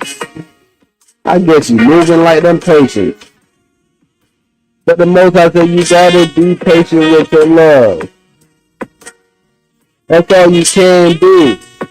You gotta be calm. You gotta see. Cause if not, they gonna tell on you, bro. They gonna try to get you out of there. Now you without a job, yo. I would hate if it was retirement time. Cause they look old. See? Now we fucked up another nigga life. Because another nigga wife came to a motherfucking game acting like a motherfucking lame. Bitch, you ain't about jokes. So if I want to make them, you can't handle them. Talking about I called you a little slut. Why would I say that? What you said to me. When you came, you called me an old fart. You probably think it wasn't that mean, so I ain't take it to heart. Haha, but I did. And I waited till y'all got that pig skin right on the 4th and go line. And I called you a little slut. Now you telling me I fucked up. Everybody looking at me like, bruh, what the fuck? I'm like, yeah, bitch. I was waiting on this moment. I was waiting on this moment. I was waiting on this moment where everybody thought it was going to be lonely. And I was going to say something crazy out my mouth. And everybody was going to be like, bro, you tripping. But yeah, the man lost his job. The man lost his job. So because he lost his job, I got something for that. Well, I got something for that. Because they lost his job. Because they lost his job, I don't like that shit.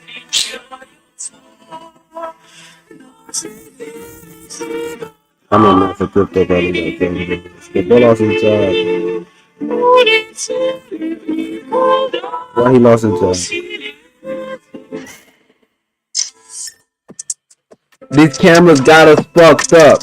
People wanna record evil fucking stuff. If I do something in private, then why you record it? You trying to tell somebody that I did some shit and report it? The Most High said that love don't on the wall. So why you got my shit on the motherfucking internet and it's going on?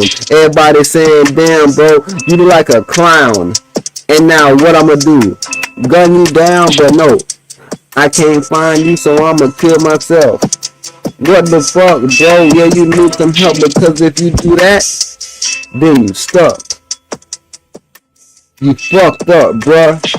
You been better off just sitting in that parking lot with your sweater off and had your motherfucking gun in your hand and waited till the cops came and pulled it out and said blam. You would have been better at that, my man, than what you did. But how long after the situation has happened? Like a month or a week? The problem with me, after like a month, probably get a month. He's like, damn, they still talking about it. Tempe, Arizona, like a small little area. And he look like, yeah, he in the scat pack. I'm in that scat pack. I want people to see me. But now when they see me, they see TV and they see my legs out. With my dick in my hand like a spouse. No, I got my dick in my hand like a mouse. Trying to get me a nut like a squirrel and I'm out. But they caught me. Goddamn, drinking coffee early in the morning, nigga. What the fuck they want from me? They said that I had my dick out. They went and got an old lady from the south. She came up with a big ass belt buckle on. And I guess she had her motherfucking phone. She started recording me with my thighs out. Nigga, now it's lies out about me, about the shit that I do. Only thing these niggas don't know is that I lost it, boo. This was my only day tripping out. But now people labeling me as a scout. And like I said, if anybody know anything, we know it. All this stuff come from why I tied it all in, because we was talking about Shia LaBeouf, Shia Buff, and Shia LaBeouf, right? But that brother right there, he's been accused of what? Putting makeup on his genitals, doing all types of weird things, right? So I'm just telling you, that's why I'm playing that brother. Shia LaBeouf still out here, and he's way more famous than you, bro. He had to go to rehab.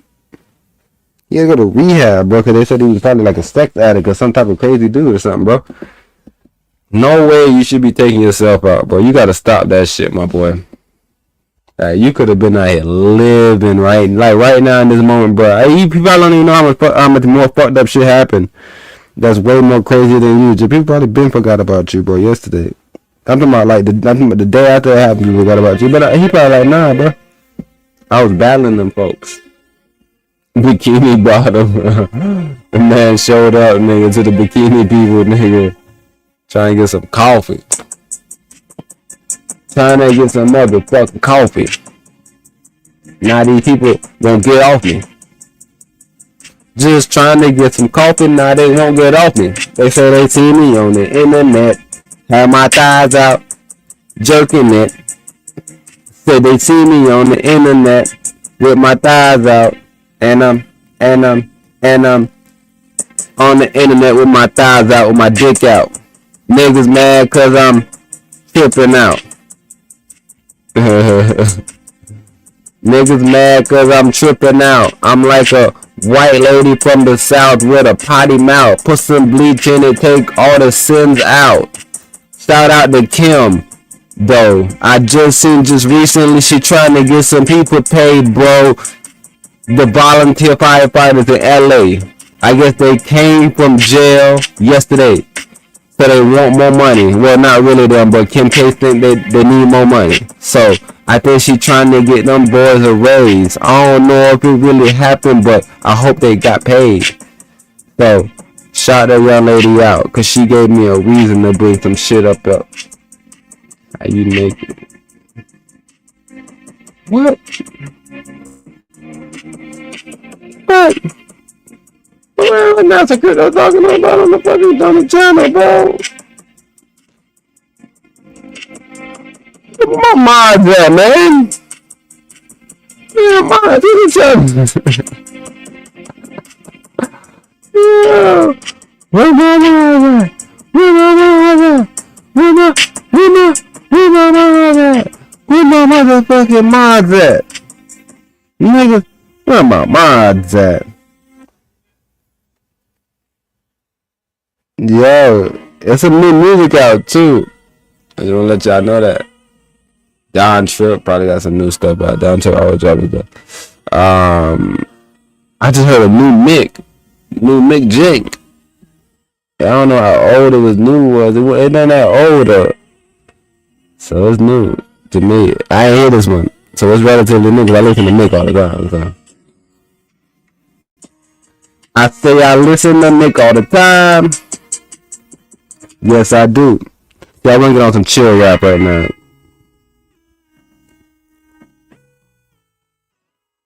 And I want to get on some chill raps right now.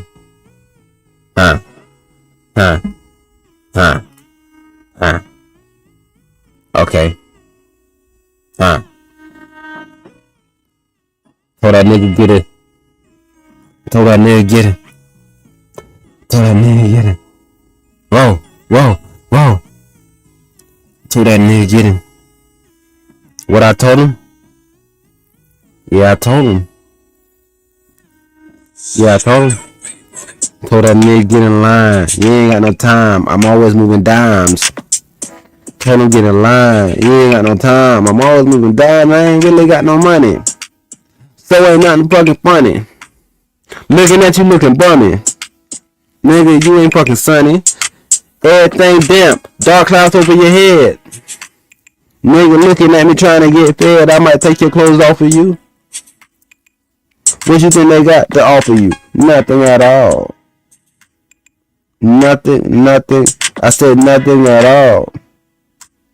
That's all you got to offer, my dog. You ain't got to offer nothing for me. When I see you looking for me. But that was just me. I ain't got to tell nobody. Keep it between us. I guess you had the most luck. Keep it between us. I guess you had the most luck.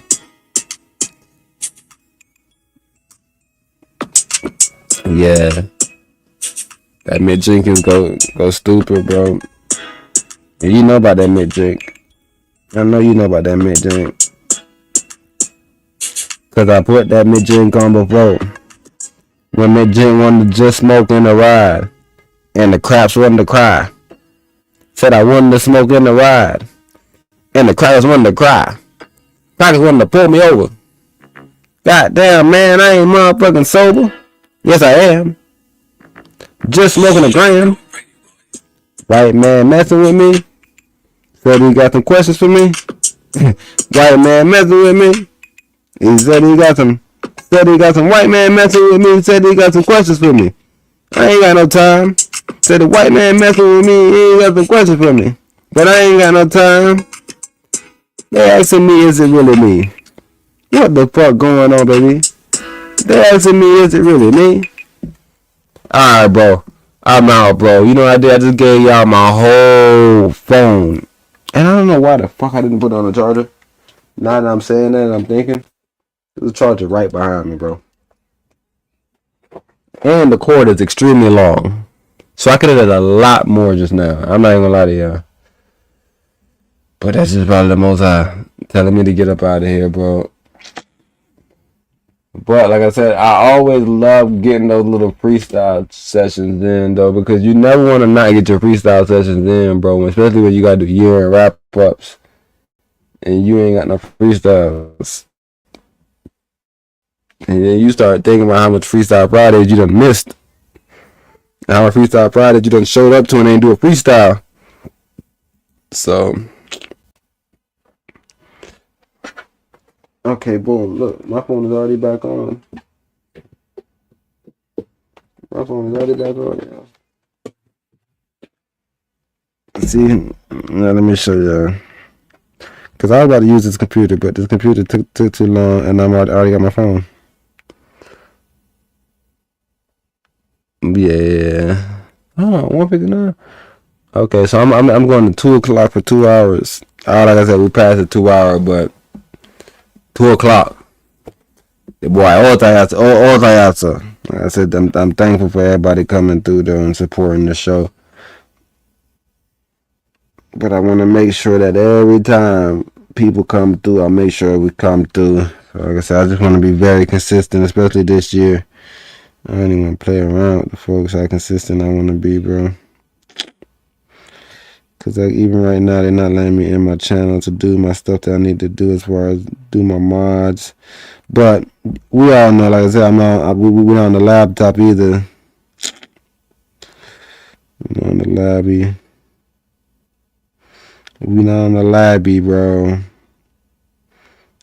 And like I said, the reason why I love the Mick Jenkins, I'm not even sure if this was a song on the tape, but the reason why I love the Mick Jenkins, because one of the songs, as soon as I seen it, yeah, see, I'm not even sure it's on the tape, but it's Wars and Rumors of Wars. I started laughing because this is scriptural. This is something that the Most High say in the scripture where he says in the end times there's going to be wars and rumors of wars. So when I seen that, I was like, oh, this is a biblical song. This is how I thought about it. We got to do a divine real. Oh yeah, you're right. Definitely.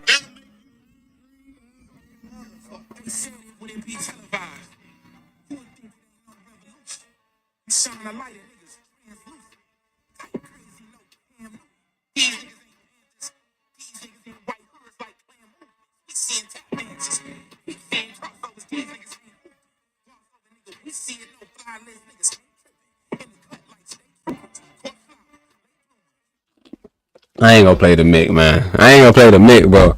Maybe y'all gonna fucking take out the mic, bro, because there's wars and rumors of wars, bro. Scriptural shit, bro. You ain't even gotta take out the mic. You can just type in wars and rumors of wars and just see the scriptures. I'm pretty sure that's in Revelations.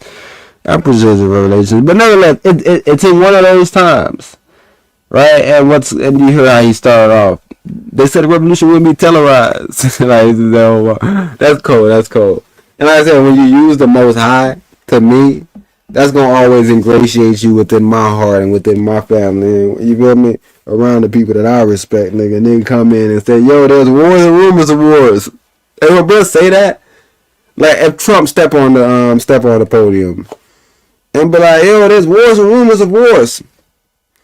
But as Americans, we gotta follow the, like, I don't know, he can say some dope shit. As Americans, we gotta follow the Most High plan. In these last days, it's in these end times. Yeah, in these end times. Yeah, you hear bro say on Blackbird. It should make you madder than a motherfucker. It make you madder than a motherfucker, right? Because there's rumors of wars and wars. Right, Russia been to war. Who other wars? But other people are rumored to be in wars too. Like America. America's rumored to be in war. Or they in a war. Think about America right now with the Israel situation, with the Russia situation. Just think about them. Think about it with the Muslims. Think about how they pushing Wesley Ha, the white boy. Why they pushing that white boy? Right, so when you start hearing people like that get pushed, you start being like, oh, what's the new angle? There's a bunch of white boys getting pushed. Catholic white boy here, Protestant white boy here. It's a bunch of white boys getting pushed, bro. And like I said, they just quote unquote ceremoniously or symbolically, I guess, destroyed a black god, a black man going around with the God theory. Right, they just took his head off. Right, a bunch of white boys believing in the scriptures just took his head off and is holding his head on the platter. And now that white boy, he's going around talking about stuff. So there's wars and rumors of wars. Right, so when I pay attention to what's going on, like, is America in a war? Who's in a war? Is there a war against the Orthodox?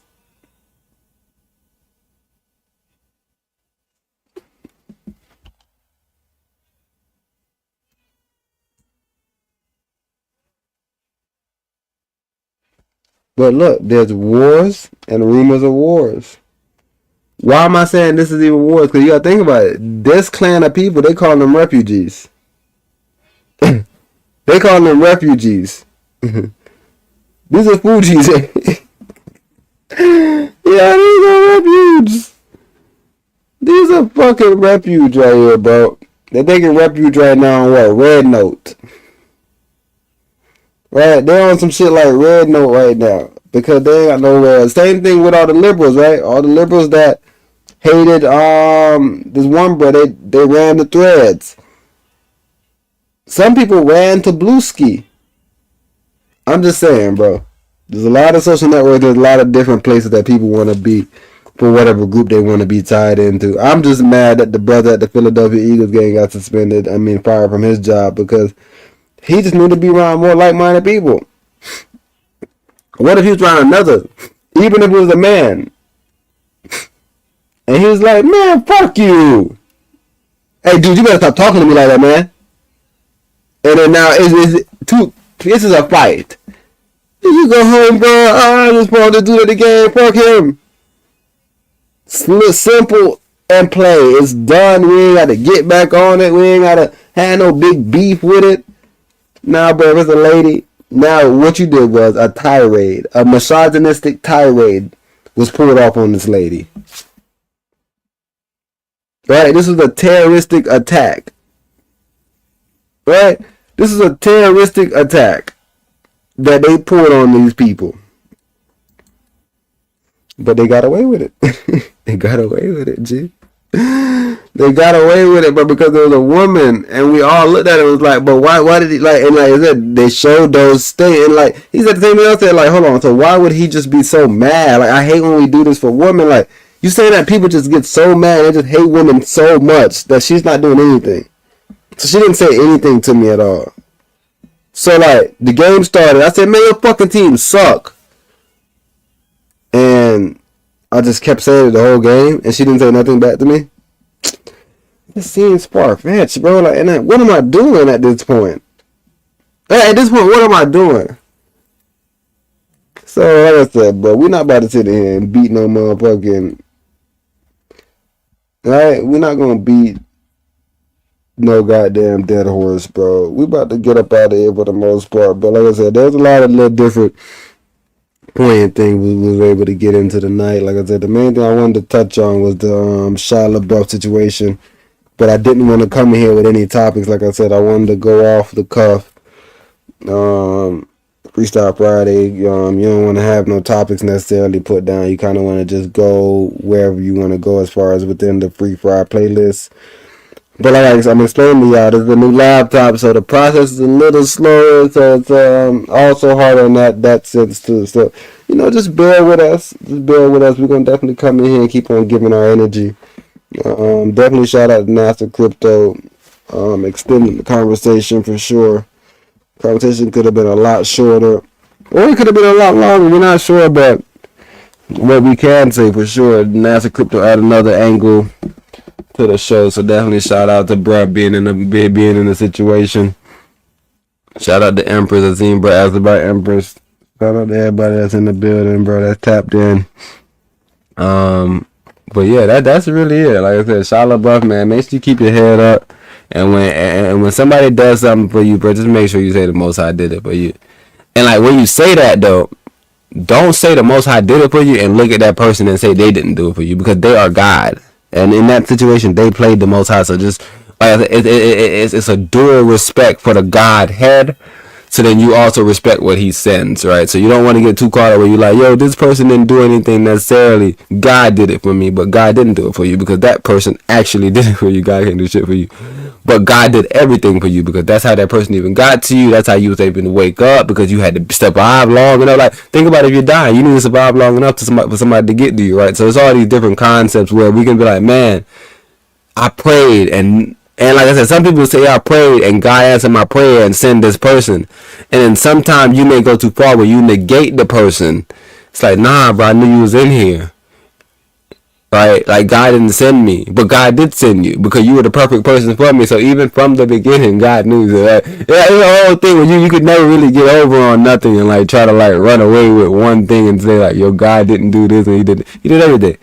Right? So like, even in that exact moment that he didn't do it, he did do it, because he set this relationship up, and he told us from the beginning that we need to cleave to our wife and cleave to our husband because of these reasons. If I thought that you could be alone, then I'll put you alone, but I know you can't, so I'm gonna da-da-da-da.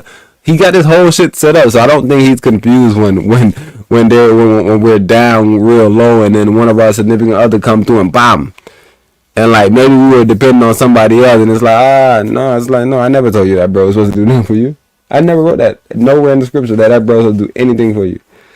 So shout everybody out, bro, for being tapped into the scripture. Shout out like I said, shout out to NASA Crypto for adding a different wavelength to the show.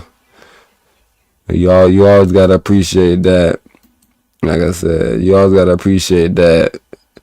Like I said, if y'all see how we start off the show, like I said, we start off with the scriptures, then I went to the Shia LaBeouf situation just because I wanted to explain, like, yo, he's right, And like I said, we talked about also what happens when you identify with whatever craft you do. We talked about a lot of basketball players, a lot of football players. You may have made it to the NFL, may have made it to college and didn't make it to the NFL. Right, wherever you may have stopped at, even after making it to the NFL or whatever, wherever you have stopped at, there's some times where you can look back at it with some type of regret, or like some type of like non-fulfillment, or whatever the situation may be, right? And what you got to understand is that comes from identifying with whatever the job is. So you the football player, so you wanted to accomplish now football stands. Oh, I wanted to get 10,000 yards this year. I wanted not 10,000. That's crazy. I wanted to get 2,000 yards. Nevertheless, bro, you wanted to get 2,000 yards, or you wanted to get whatever amount of touchdowns, or you wanted to be a quarterback. You ain't want to throw no interceptions this year, like, right?